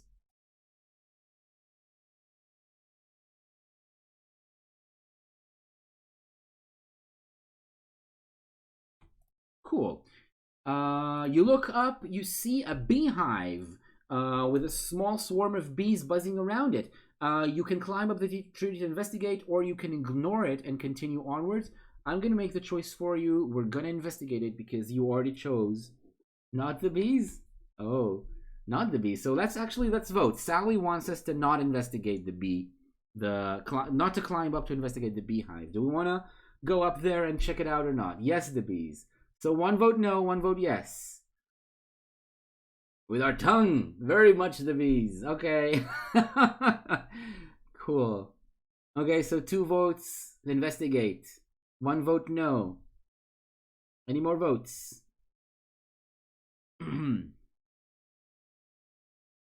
All right. Let's do it. Okay, so You send your tongue up. You open your mouth, you wide mouth. Your tongue shoots up and sticks to the beehive and just pulls it free from the branch. The beehive falls down on the ground, and the bees start swarming around you. Let's throw one die and see what happens, because we can't defend ourselves from a bunch of bees around us. There's no way for us to defend from this kind of thing. One means we take 1 point of damage, so we lose 1 stamina point. From 18, we go down to 17, which is the price we pay for angering a bunch of bees. They sting you on your green screen, and some. Yeah, I think it's too. It takes too long to cast this spell. What's happening here? Look, oh, this is weird. It takes too long to cast this spell. You can't, and the bees are all around you. Force field is like a dome. Remember, it's like a dome around you. If the bees are already on your body, it's gonna be too late. And yeah, you take 1 point of damage. You manage to grab the hive, the beehive, and run away, leaving most of the bees behind you. You cut open the hive, and you can take the wax and the honey. So you have wax and you have honey, which is enough nourishment for 1 meal. Cool. So we lost 1 stamina, but we got 1 meal back, which I think is going to be a good trade-off. And we'll add wax, beeswax, to the list of equipment. Cool, nice. We're well equipped. Let's go to 9.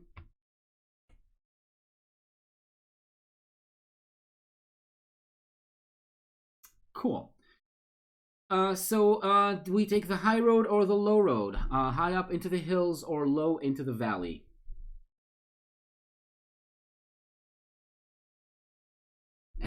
Yes, we're covered in honey. So 1 vote valley, 2 votes valley. Yes. Highway into the hills. So 2 valley, 1 highway. More votes, please. More votes.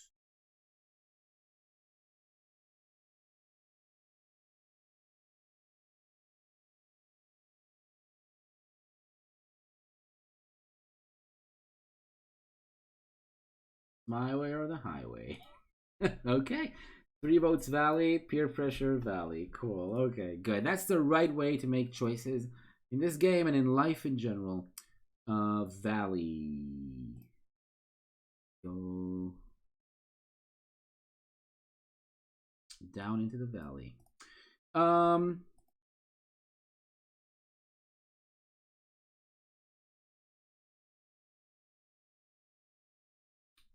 Oh, what's going on?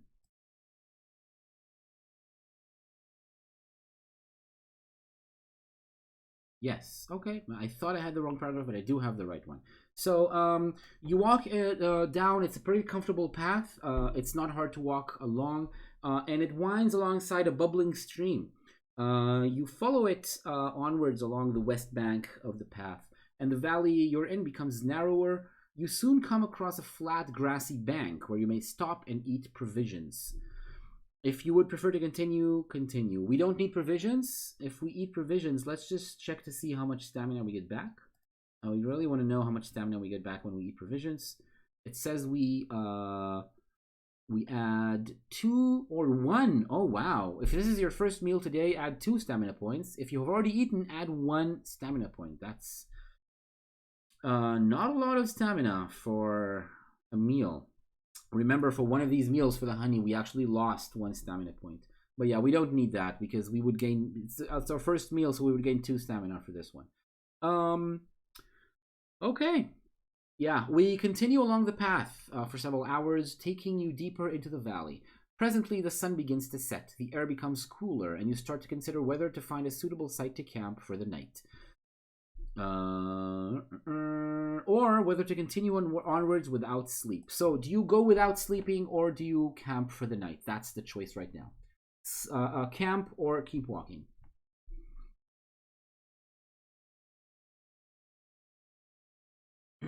Camp.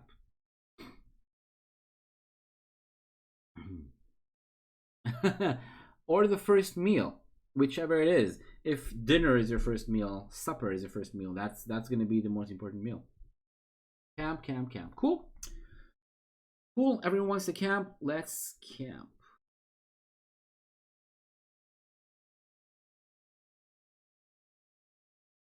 Second breakfast only gets you 1 hit points. That's exactly the point, Kinaboy.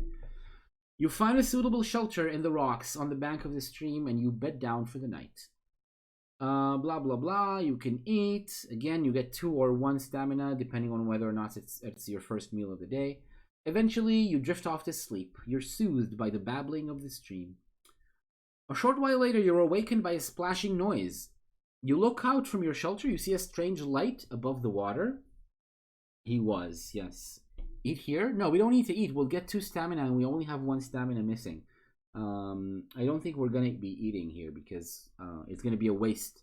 The first meal of the day gives us 2 stamina points and we have only 1 missing right now. There's a light above the stream. We were awakened in the middle of the night. You see a strange light. 3 small, thin, man-like creatures glowing with a dull red luminescence are throwing stones into the stream. Every so often, they chirp with glee as a good shot sends a fish flying into the air. As if pulled by a magical force, each fish floats across the water and lands at their feet. Will you sit tight and hope they don't see you, or stand up and hail them? That's your 2 choices. Either you hail them, or you hope they don't notice you. You sit tight. Let me show you the creatures. There they are. These are... Oh, really? Slabbass Walrus, that is a good suggestion. I might just do that in the future. But we got a hint that we should have eaten, but we didn't already. Let's take the damage. We'll learn for the future. Look friendly, seem friendly. Want to talk to the magic fish people. Cool. So 3 votes to hail them and talk to them. Cool. Nice. Everyone wants to talk to them. You're very open to new experiences. I like you as an audience because you always want to investigate everything, which is something that I really like in these kind of books. They see you, they point and they gabble to one another. You don't really understand the language that they're talking right now. They go like blah, blah, blah, blah, blah, and they talk. They just point at you, and they share some impression. One of them rises into the air and just flies across the water, the river, hovering over you to take a closer look. Do you want to try to talk to him, or do you want to hold your ground and prepare to take defensive action?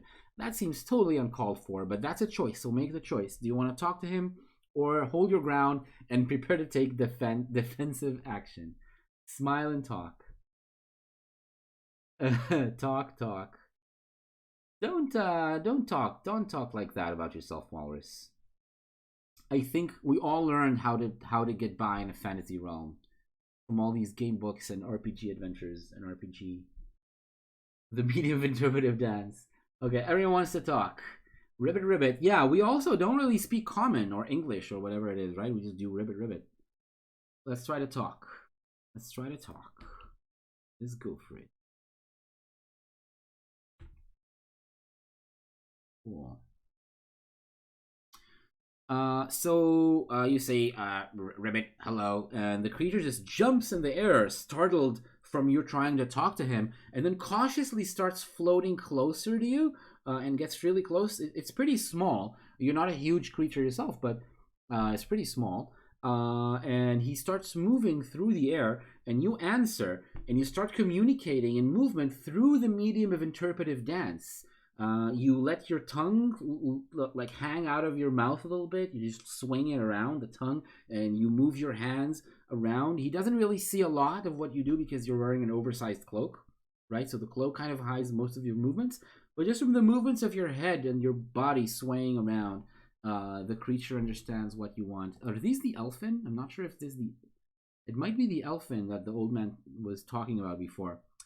And he sees that you mean no harm. So he does like this. He does this motion. He starts floating back to his friends.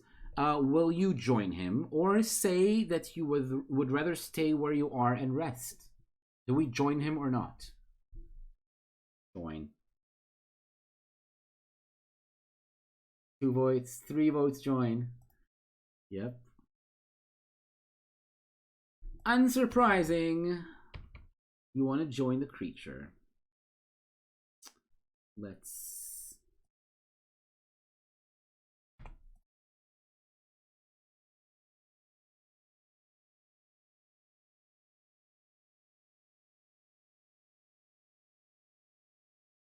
Okay, the creatures are elvins, mischievous little half-humans. These are the elven.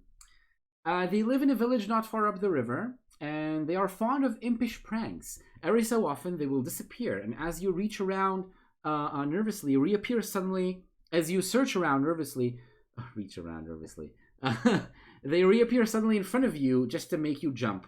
They're able to turn their glow on and off at will, and another favorite trick is to extinguish their glow and drop down in front of you.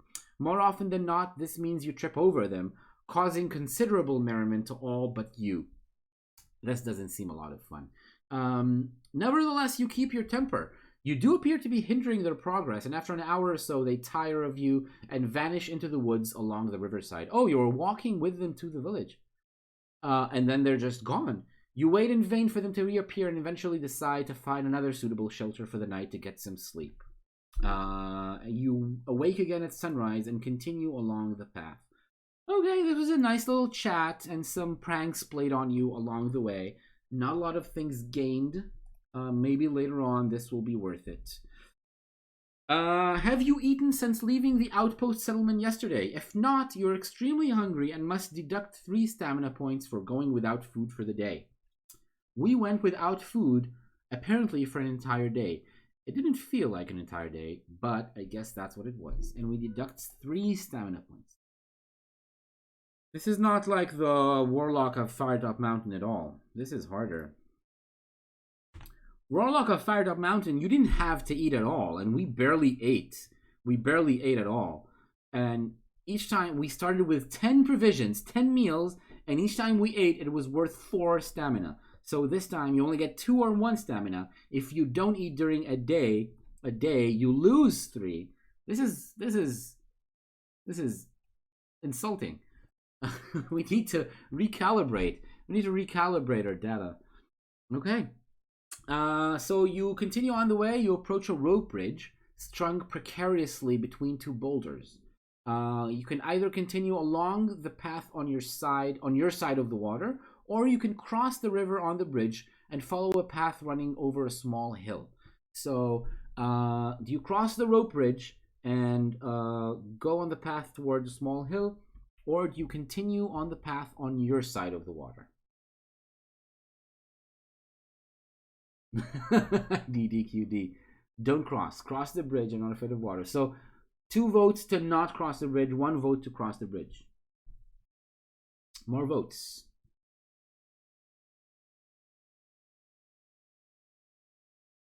More votes, please. Anything else? Anyone?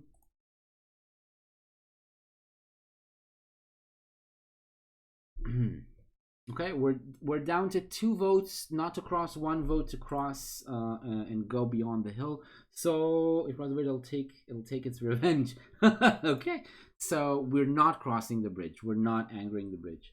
Shameful to run away from water. You're right. We're gonna have to keep this a secret, but we're not crossing the bridge. We're continuing along the path on our side of the water. Let us go. Okay, so you just continue along a path along the riverside, a few hours more, so it's not morning any longer, and you get to a wide bend. In the elbow of the bend ahead, you can see a cluster of huts made out of thatched branches and twigs. A fire in the center of the huts wafts smoke into the air, but not a sound comes from the village. So there's smoke, but no sound or movement. Will you continue ahead into the village or leave the path and go up into the hills to try to avoid it?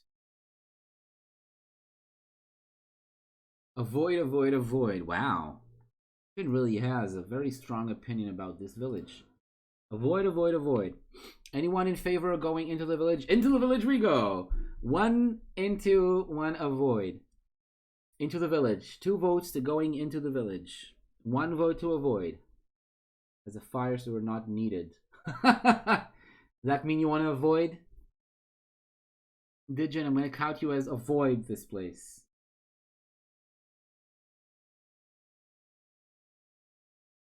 Avoid, avoid. Oh, Sally now changed. Yeah? Okay. Cool. I like the logic. Good reasoning. Cool. So a lot of votes to avoid. Only one person wants to go in. Sorry, Trina Boy, you're not gonna discover what's going on in this village today. This is not your day. We're gonna avoid. Try to avoid it. It says try to avoid, but probably we're gonna be able to avoid it, right? You climb into the undergrowth from the path and plan a wide sweep around the village. The going is heavy as you climb through the vegetation. Bushes and tall grasses are constant obstacles which catch and scratch you. Suddenly, you feel a strong hand on your arm, which makes you whirl around, but you can see nothing gripping you. Will you try to continue or prepare to defend yourself? So there's an arm gripping us, we turn around, we see nothing. Are we preparing to defend ourselves or just try to continue and run away from that thing? Make your choice. Try to continue. Prepare, defend. Okay, 2 votes defend, 1 vote just try to continue going along. Defend, defend, defend. That's 3 votes defend. Okay, cool. We're gonna try to defend ourselves. So that's the right choice. So that's the right thing to do. Okay. If you wish to draw your weapon, turn to 2 if you would rather cast a spell. So would you draw a weapon or cast a spell? What is our first instinct when we want to defend ourselves? Draw a weapon or cast a spell?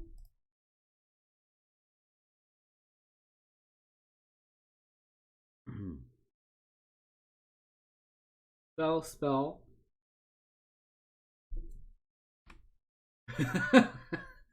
Yes, we're definitely gonna do that. There's 2 votes spell. So I guess what happens is that you turn around. Let's go to the right paragraph.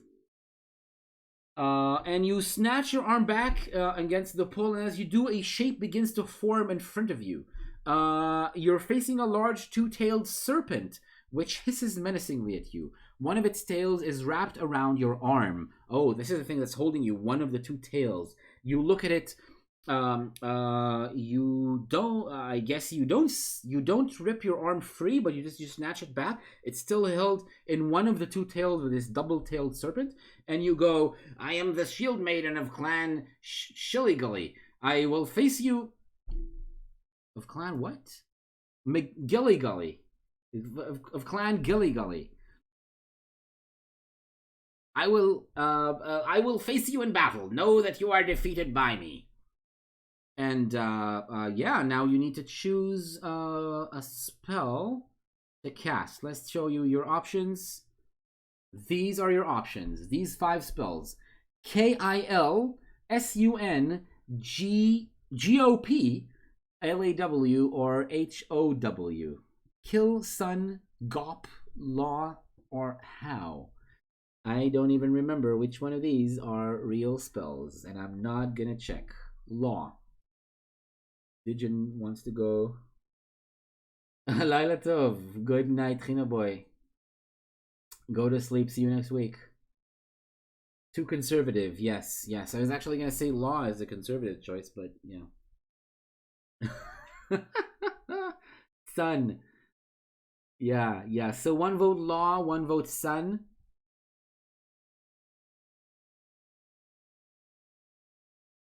Any more? Any other choices?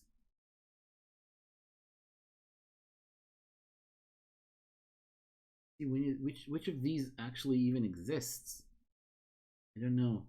Yeah, some of these do. Some of these do exist, definitely.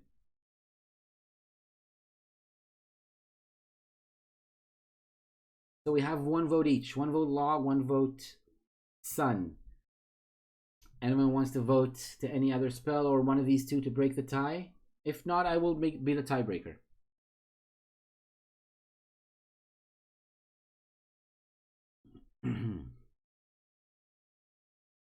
No other votes, so I'm gonna choose, and this time I am not sure Yes. Yes, we're talking about the GOP joke. Um, yeah, let's go for Sun. Let's go for Sun. I want to know what Sun does. I don't want to know what Sun is, as the song goes. And and let's see. Deduct 1 stamina point. You cannot use the spell as you do not have the Sun Jewel it requires. Oh, we need a Sun Jewel to cast Sun. Yeah, literally 404 not found. The Sun Jewel is not found on us. While you're trying in vain to make it work, the serpent strikes. Lose another 2 stamina points. But now we know we need a Sun Jewel, and it costs 1 stamina, so it's one of those specific spells with a material component requirement. We lost another 3. We're down to 11, friends. Down to 11 stamina. That's not good. That's not good. We're gonna go back to 275 and choose again. Oh, we can choose a spell again. Yeah, we can choose a spell once again. So, yeah, have a look. Do we want to cast another spell, or do we just want to go back? Law. We have a fake version of, yeah, the book. If the book would only give us the option, I would do that, but it doesn't. It doesn't give us the option of having the jewel at all, because it's a part of the story we're not even supposed to have the jewel in. So we have a vote for law. Does someone want to cast a different spell, or to add the vote to the law spell, or to just go back to fighting the serpent?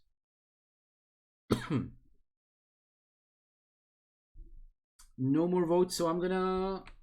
Yeah, Sally joins the law vote, so let's go. Law and order. This is the most important issue of the elections. Deduct 4 stamina points. Holding your hands up, you command the serpent to release you. It does so, and it backs off into the bushes. You watch it retreat until it slowly vanishes from sight. Cool, we made it. It cost us 4 stamina. But, you know, we're now down to 7 of 18. Wow, 4 stamina is a lot. Whew, okay. Let's go to 137.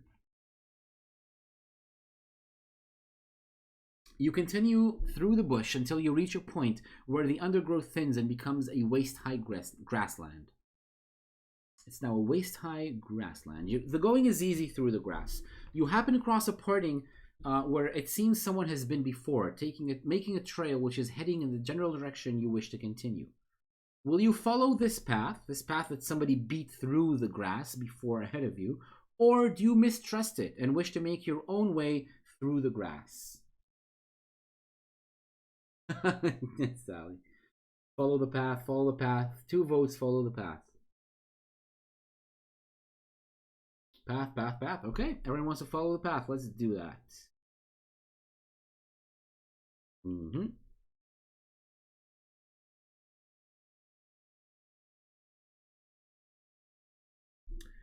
Your brisk walk through the grass ends when your foot kicks a small sack of some kind.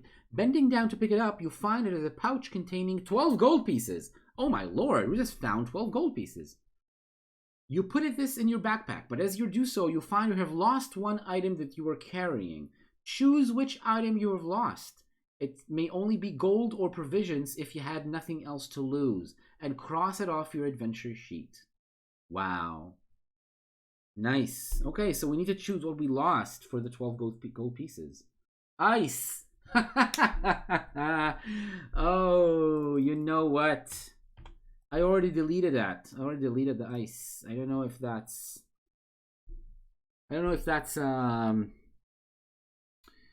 the useless jewel.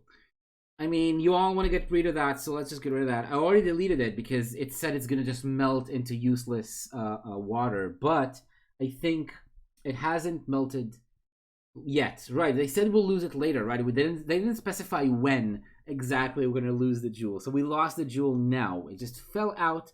It's gonna become a puddle of water in the middle of Yeah, exactly. Just a bunch of useless water. This is what we lost. So I think this is a good trade. So we're up to 20 gold, which is what we started with. That's pretty cool. We're up to our beginning amount of gold pieces. So you just standing there for a while. You bent over. You picked up the sack. You counted it. You put it back into your sack. You start looking for something.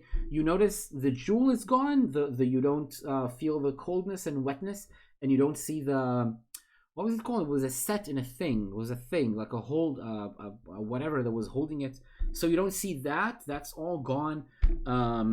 But what you're not noticing is that the grass is now growing and bending towards you and trying to wrap itself around parts of your equipment. You're standing in a meadow of pilfer grass, and unless you're careful, it will attempt to steal any items it may pick from your pack.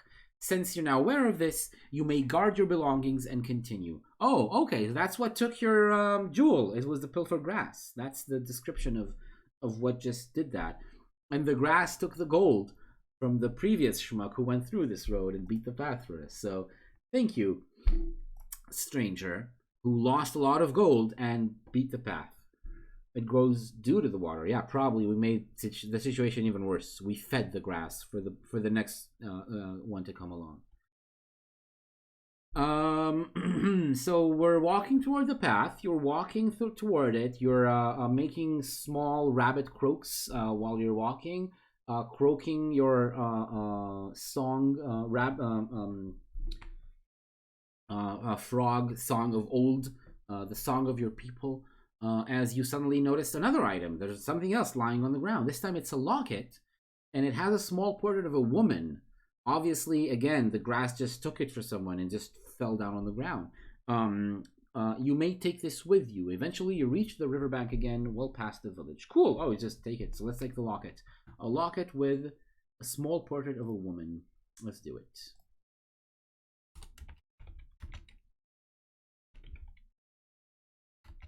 Small woman portrait.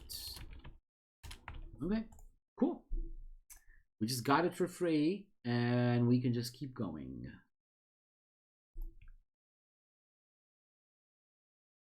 Yeah, it's a nice looking woman inside. It looks kind of old. The locket itself, the metal is a bit a little tarnished, and the portrait inside as well. It's been painted. It was painted a while, probably years ago, and it's a little worn and cracked. So you don't see a lot of the fine details, but it's enough to see that it's a pretty woman pictured inside this locket. And it doesn't have a lid. There's no lid. It's just like this, just like the portrait is visible from the outside. I will call you Marin. Marin. Yeah, you tell the picture. I will call you Marin, you say, before you put it into your bag. Okay, further along the river is another bridge over which the path leads.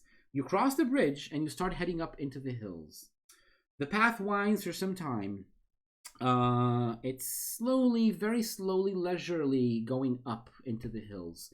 Remember, we went through the valley yesterday. We didn't go right up into like the high road into the hills. We went through the valley. We're now slowly climbing up into the hills. Suddenly an acorn lands on your head, and you hear a tittering coming from the trees above. Looking up, you can see tiny figures high in the branches, flying from tree to tree. Another acorn falls, then another. You're being pelted by elvins. You may protect yourself with a spell. Okay, we can protect ourselves with a spell, so let me show you the spells. Notice that you can also not use a spell. So these are the 5 spells you have at your disposal. Zip, Foff, Walk, Hop, and Yag. Do you choose one of them to defend yourself, to protect yourself, or do you just not want to use a spell? Here's the elvins, by the way. Here's the damn creatures pelting you with acorns from the tree. Talk to them. So definitely don't use a spell. Sally is against using a spell. Any other suggestions? Walrus, Dijin, Shin, do you want to cast your lot? Say what you think we need to do?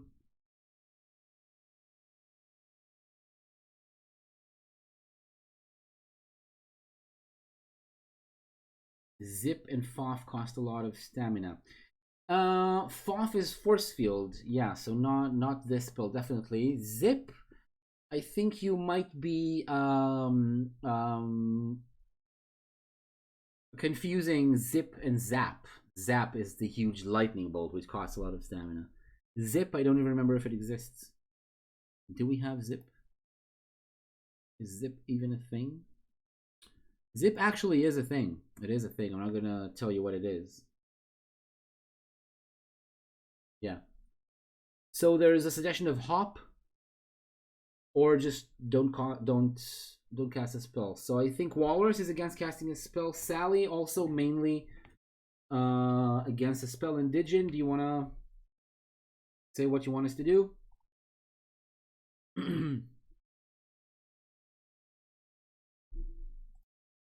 think the crowd is against casting a spell. Yep, Digin is against as well, and we are going to carry on to a paragraph numbered 85.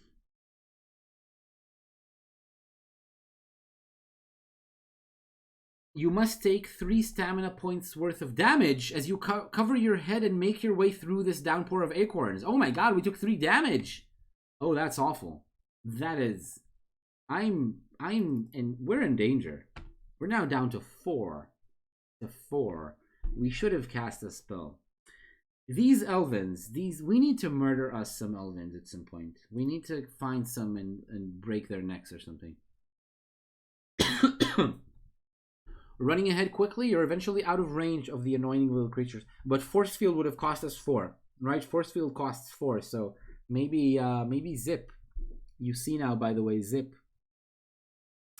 You see that it is a spell. You see Zip right here. I remember what it is. I now remember what it is. I didn't remember when we were reading the paragraph.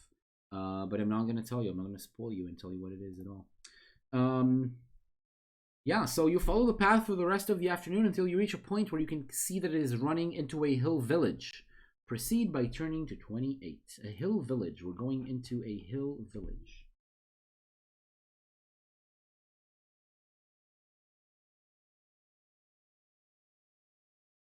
Okay. You walk into the village. Young hill dwellers pass you and stare at your strange clothes. Their own attire is rough by comparison, and everyone wears their hair long, but piled up on their heads. You pass without incident into the center of the village. I agree, Sally. We need to destroy some Elvins. Just even if the next ones we meet are nice, I want to take revenge. You walk into the center of the village. They wear their hair long but piled up on top of their heads, so it's like a weird hairstyle that they all share. You just walk into the village. Nobody stops you. Do you look for an inn for the night, or do you find an alehouse to relax? An inn for the night or an alehouse to relax? Make your choice.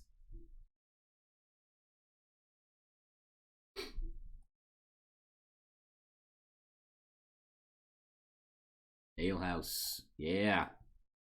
Get drunk. Digin agrees. Yep.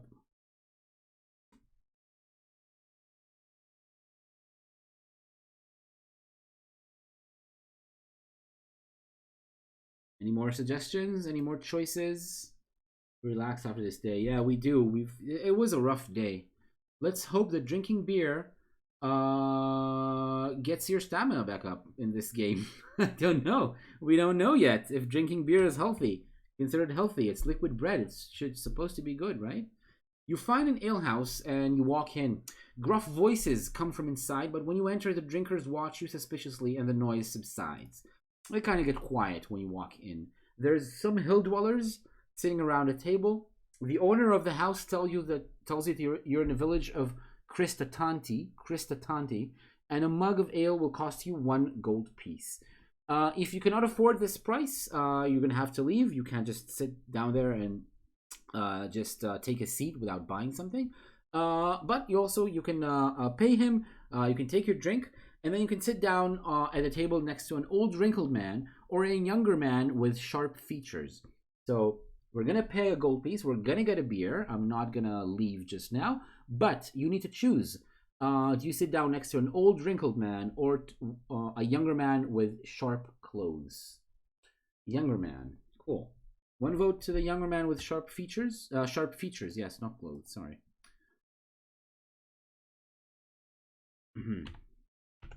Take away one gold piece.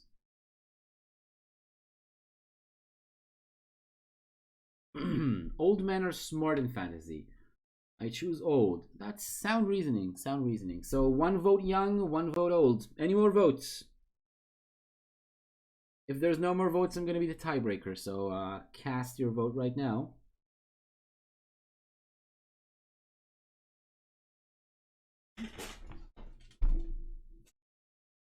Young or old? Young or old? Going once. Going twice. Gone. I choose we sit next to the old man because I kind of am convinced by Sally. I think if they're old, they're gonna have interesting stories or advice or a clue, like the poem, this little rhyme that we learned from the old guy. I think old people are usually good news, so we're gonna go there. So you sit down. Wait, no, I went to the wrong one. Whoops. Okay. You sit down and you comment about the mud on the trails. You try to make like small talk and talk about the mud. Being a frog makes it kind of weird for you to talk about mud like it's a problem, right? Because you're a frog. But it's still it works because the old man goes like, oh, yeah, that's true. That's absolutely true. All the mud, and like there's a little bit of silence, awkward silence now. Yes, not enough. Actually, not enough mud. I want there to be more mud on the roads.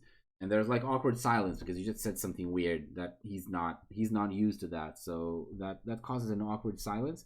Um, and but then you kind of you get over it. You start talking. You start chatting about your lives. He asks you about yourself. You ask him about him. He's a hill farmer, and he lives like on the outskirts of the village. And he's here a lot because he's a farmer. In the afternoon, he always has time to sit around, drink some beer, chat to people, and he sees a lot of what's going on around Kristatanti, around the village. And he sees a lot about the people who are coming and going through the village. He heard of the Crown of Kings. The rumor made its way. Yes, he grows hills and farms them. He sells hills. He carries them off in a cart to town, and he sells the hills when he gets there. He heard about the Crown of Kings. The rumor made its way all the way here, so he knows about the Crown of Kings having been stolen. But he for him it's just a rumor. It's not that important a thing. Maybe you're worried for a second that he's gonna catch on, that you have something to do with it. But honestly, it doesn't seem like he cares at all about the Crown of Kings. It's just for him, it's just like the thing that kings and soldiers and armies and wizards deal with, but it's really none of his business. And you tell him a little about yourself. He finds it very funny that you're walking around with a pogo stick with a sword at its end, and he starts laughing. You laugh with him. You exchange jokes about goblins. Everyone likes to make fun of goblins, so you exchange jokes about them. And eventually he's done, and he just stands up and he goes to leave. And he says, there are two ways onwards from Kristantanti, stranger. One will take you past Aliana's home, and you will need your wits about you if she is there. Aliana's home, and you'll need your wits about you if she is there. The other leads up into the hills to the Liaki, domain of the Great Ones. I wish you the luck of Sindla on your journey. Perhaps this will help you on your way. He hands you an apple-like fruit, which he has grown on his farm. It is a nourishing bomba, and if you eat this along with a normal meal, it will double your gain and stamina. Nice. That's what he farms on the hills. It's an apple-like fruit called a bomba. Bomba is kind of funny. It's a funny name. So let's write down here, bomba. Whoops, that's big. Okay, we have 3 provisions and bomba, which will double our stamina gain from one meal. You thank him. You say, thank you very much. Have a good night. He says, good luck on your journeys. You realize when he leaves, he never even asked you where you're going. He only asked you about your past and your previous life. He never even showed interest in where you're going from here. Perhaps it's because he didn't want you to feel like you need to tell him something that maybe you need to keep a secret. You may add 2 luck points for your encounter. Yeah, we get 2 luck points.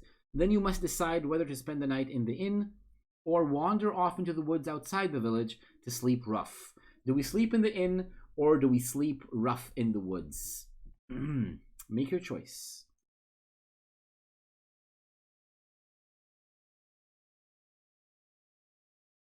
In.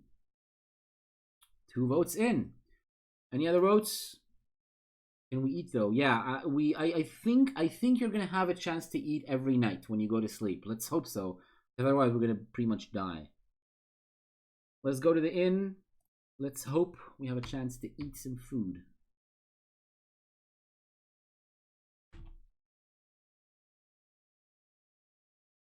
Okay. The village inn will charge you 3 gold pieces for a night's rest and 2 gold pieces for nourishing food. If you wish to buy either of these, turn to 161. If the price is too high for you, turn to 62. So, do we pay 3 gold pieces to sleep or 2 gold pieces to eat? And tell me exactly which one you want to pay. For sleeping, for eating, or for both? Both. Okay? Sleep and eat. Alright. Yeah, some people with a taste for comfort. The meal is just being served. You want to sit down to eat, so you take your place at a long table. You pay 2 gold pieces, and you have your bowl of skunk bear stew. Skunk bear stew. It's delicious, unlike what the name implies. You may add 3 stamina points if you eat. Oh, nice. I say exactly. We're gonna use the bomba because it's 3 stamina points, and then we're gonna get extra stamina. So we use the bomba. That's it. Bomba's gone, and we add 6 stamina up to 10. That's a very good gain. That's excellent. Now, if you wish to rest for the night, you pay the 3 gold pieces. The bed you are given is not particularly clean, but is comfortable, and you may add 5 stamina points for a good night's rest. Nice. Yes, very good. So we get another 5, up to 15 from 4, up to 15, and we only paid 1 for the beer, which is down to 18, and then another 5 for the meal and the good night's sleep, which is down to 13. We paid a total of 6 GP for all this healing. I think it's very much worth it. I think we made a very good deal. Yes, we stayed the night.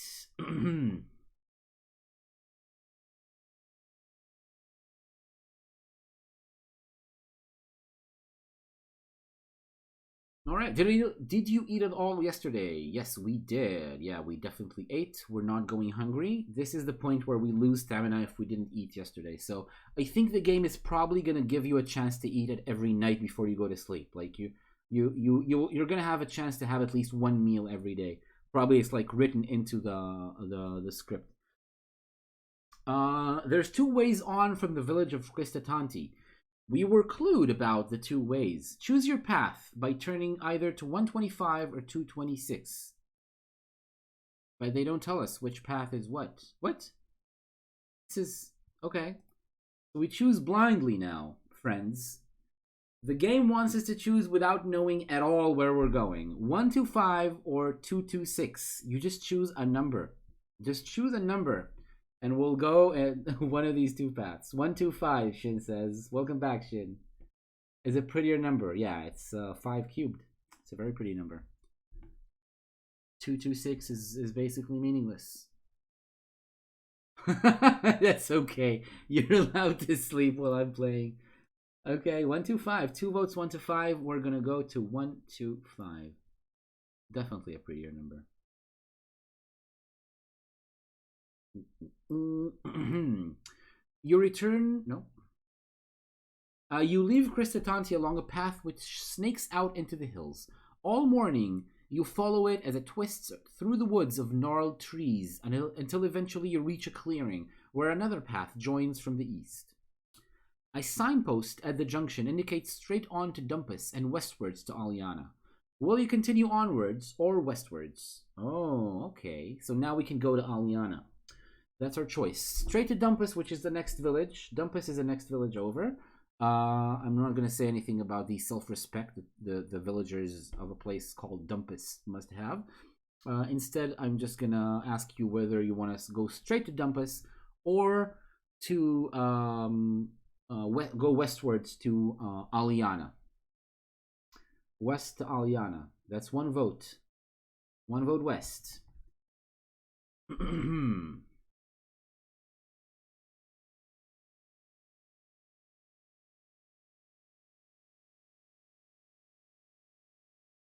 Go west. Life is peaceful there. Yep, that's why Aliana. Excellent. Very good. Onwards or westwards? We go westwards. Very good. Some way down the path, you come across a hut in a rather picturesque setting among trees with leaves of contrasting shades of green. A very peaceful hut. Yes. Follow the mud, Sally wants. I think it's let's decide it's muddier here. You get very well and muddy. In fact, it's so muddy. Let's draw some mud. Make sure we know how muddy it is where you are. But everybody knows. Everybody knows. You were all the bottom edge, the hem of your oversized blue cloak is completely muddy and covered in mud all over. Yep, that's where we are. Okay, so yeah, you get to this picturesque hut. It's all the leaves are green, all the trees are nice. It's like basically people are having a private chat in here.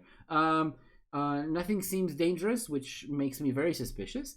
Flowers decorate the walls of the hut, and the door is painted in ornate designs. You approach the door and knock, but there is no reply. Will you enter the house or leave well alone?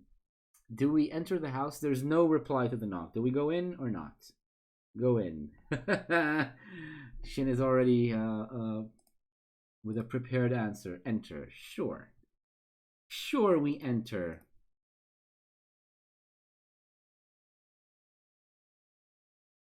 Yep. You open the door. The hut is neatly laid out inside. Obviously, the touch of a fastidious woman.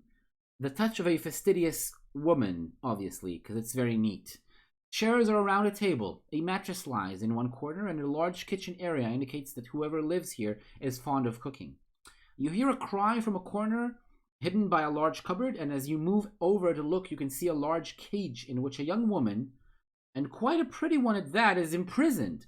Good stranger, she pleads, let me out of the cage. I have been locked in here for 2 days by those mischievous elvins. Can you please help me?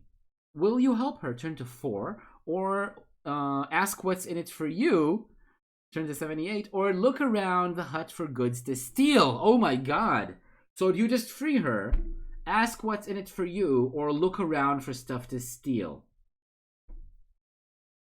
What's in it for me? Kill all elven. Help her, we're nice. So 1 vote to ask what's in it for you. 1 vote help her because we're nice, which we have kind of been up till now. And 1 vote to kill all the elven, which I already have someone at home. Yes, we have a girl. We have a love. We have a pretty frog boy. So we have 1 to help her, one to ask what's in it for me. We need a tiebreaker. Sally, you want to add your vote to one of these options? Help her, ask what's in it for you, or look for things to steal?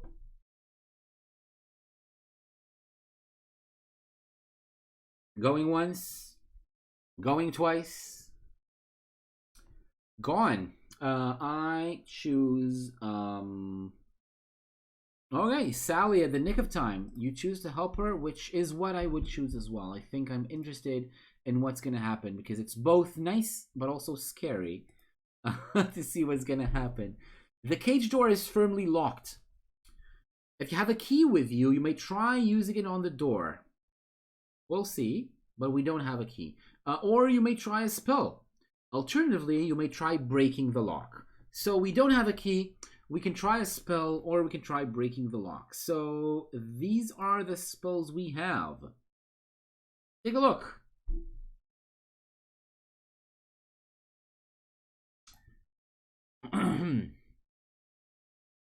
Two for using spells, one for not using a spell. You can see the list of spells here. Gop, Dop, Bam, Pep, and Raz. Bam! One vote for Bam. Does Bam exist? Not even sure. Do we even have Bam as a spell?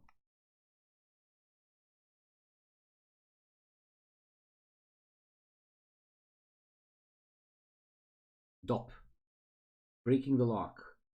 Okay, so one for breaking the lock forcefully, one for Bam, one for Dop. That's a three-way tie. Am I going to be the tiebreaker again? Going once. Going twice.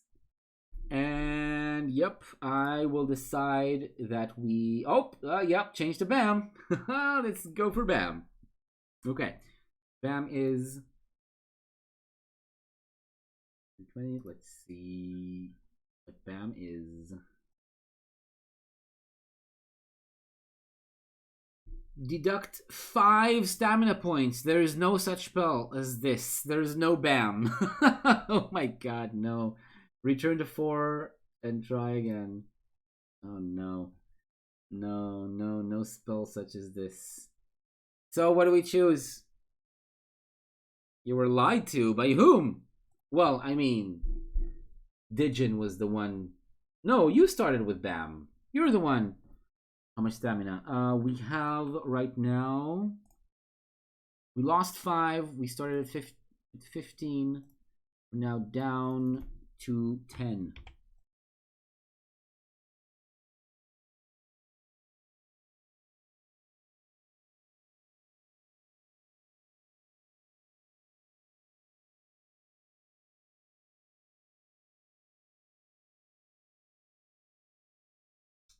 Yes. Blame it on the Digin. Digin kind of sounds like a name of a kind of creature, right? Like Elfin. Kind of like Elfin.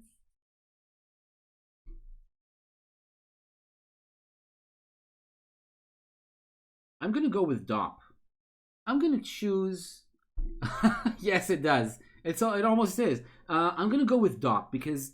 Shin won a Dop. Usually Shin makes the right choices, and I want to see if I remember correctly. I think I remember this is the right choice.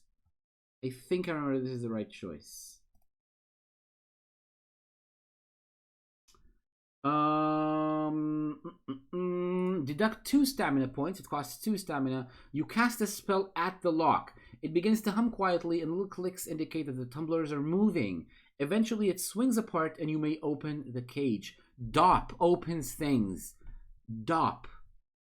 What is... Yes, you do remember, like, all of it by heart. Door open! That's what it is. Dope! Oh, God. Okay. She says, thank you so much. I want to reward you for your help.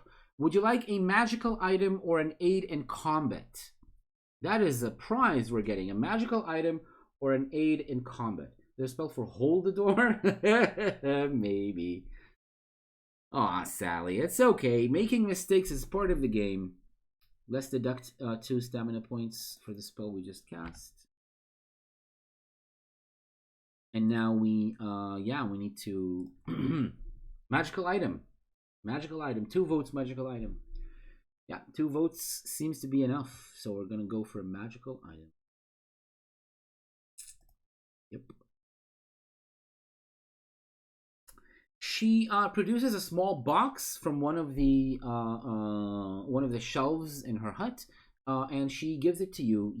She tells you, open the box. You open it, and you find that there's a miniature vial of glue, a pair of strange-looking nose plugs, and 4 small pebbles, all useful in creating spells. Oh, nice. These are all useful spell components. So, glue, vial of glue, strange looking nose plugs and 4 small pebbles. Yeah, let's write it down. Vial of glue, weird nose plugs, and 4 small pebbles. Oh, nice. Very good. I like that. Okay. Keep going. All useful in spells. We don't know which spells, but Shin memorized the entire spell list, so I feel safe. I feel fine. Right.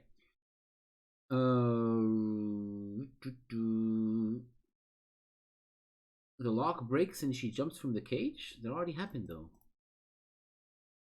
That already happened. 87. Oh, I went to the wrong one. Okay. So, in addition, she hands you a bag containing 7 gold pieces. Then she chuckles. You turn to leave the house quickly, but she stops you with a hand on your shoulder.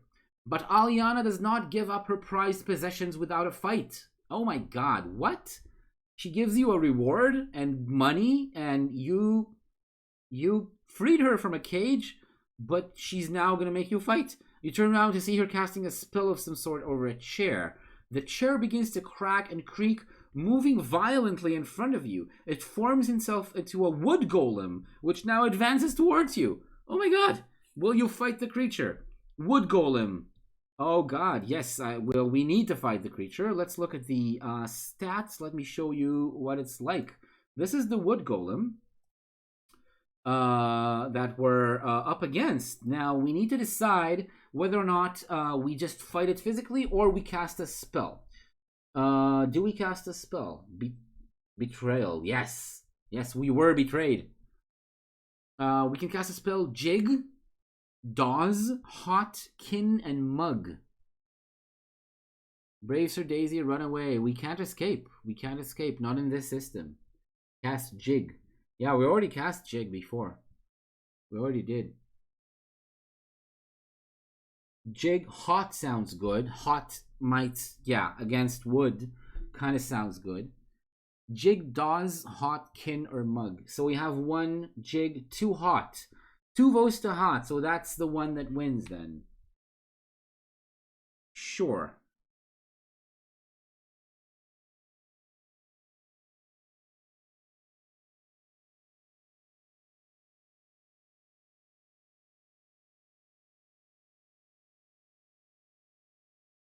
Hot was 297. Let's look at 297. Okay. Deduct 4 stamina. Oh, that's the fireball. That's the fireball. That's the flames. Yeah. Sure. So you hold up your hand and cast this spell. A small burning fireball materializes in your palm, and you fling it at the wood golem. The creature catches fire immediately and shrieks loudly. Aliana runs off for water to douse the fire before her house goes up, and you make a hasty exit. Turn to 169. Cool. Okay, cool. We showed Aliana who's boss. Hurriedly, you leave the house and follow the path back to the junction, where you may head north towards Dumpus. Turn to 54. Okay. Yes, 2 out of 2. We burned 2 houses. I think that's a theme. Even though we are a creature of water and mud, a frog such as we are, we have burnt down another house. So I think that's another thing we can do. Look for achievements. The achievement is going to be to burn as many houses as possible and to collect teeth from as many creatures as possible. Mainly, I want elfin teeth. I want elven teeth. If I get a couple of good elven teeth, I'm going to be excited. I'm going to be happy. If by the end of this adventure we get some elven teeth. All right. We're going to go to Dumpus, but I think we're going to do that next week. Or, well, in 2 weeks' time, because next week we're going to skip. I think we're done for tonight. We played a while. We made some headway. It looked like we were in deep shit for a while. We were in trouble because we went down to 4 stamina. Now we're back up to 8, which is not amazing. Oh, wait. Did I deduct 4 when I think I didn't take away the 4 Now, yeah, we're back down to four. Yeah, four again. Um, Okay, so we're back down to four, which is not good. We have three provisions, 13 gold. We got seven from Aliana, so it's back up to 20. So, actually, the situation looks dire, looks grim. I didn't add the two luck we got from being nice to the old man, so we're back up to 12. So, 7 skill, 12 luck, 4 stamina, 20 gold, like we had before, 3 provisions, which is one more than we started with. And a bunch of magic stuff is going to be useful in many, many kinds of spells. So I think that's a good thing. We're becoming a capable magician. We can right now, no. Only when the text allows you to eat. Remember, we can pray to our goddess Libra once for adventure, and we can do it whenever we want. We can do it as we're casting a spell, before we're casting a spell, after. We can do it while we're fighting, between different combat rounds. While if we go dangerously down, we can just decide we heal ourselves. So we can always do that. Remember, that's an option for later on. But for now, I will bid you adieu. Remember, we have two shows every week. 8:30's Israel time, which is 7:30 CET and 6:30 GMT. Every Saturday night, I'm playing here a solo game with you where you play the hero and I'm the game master. Next week, we skip it because of Passover Seder. But the week after that, we go back to playing every week. On Mondays, 8:30 Israel time, 7:30 CET, 6:30 GMT, which is 1:30 EST if any Americans are watching. We play Questers of Yalpalor, an improvised comedy fantasy adventure game, which I run to a bunch of comedian friends who make a lot of mess and improvise lots of details, which I then have to deal with. That's part of the fun of the game. And that's it. That's our two shows. Stay tuned for more news in the future. Click our Facebook and follow us there to hear about our news shows and see our weekly schedule every week.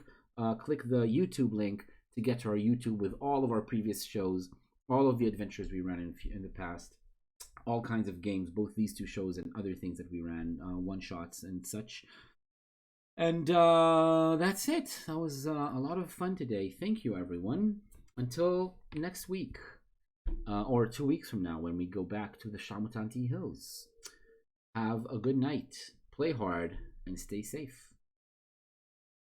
Bye, Yush. Bye bye, Dijin. Thank you, everyone who joined us.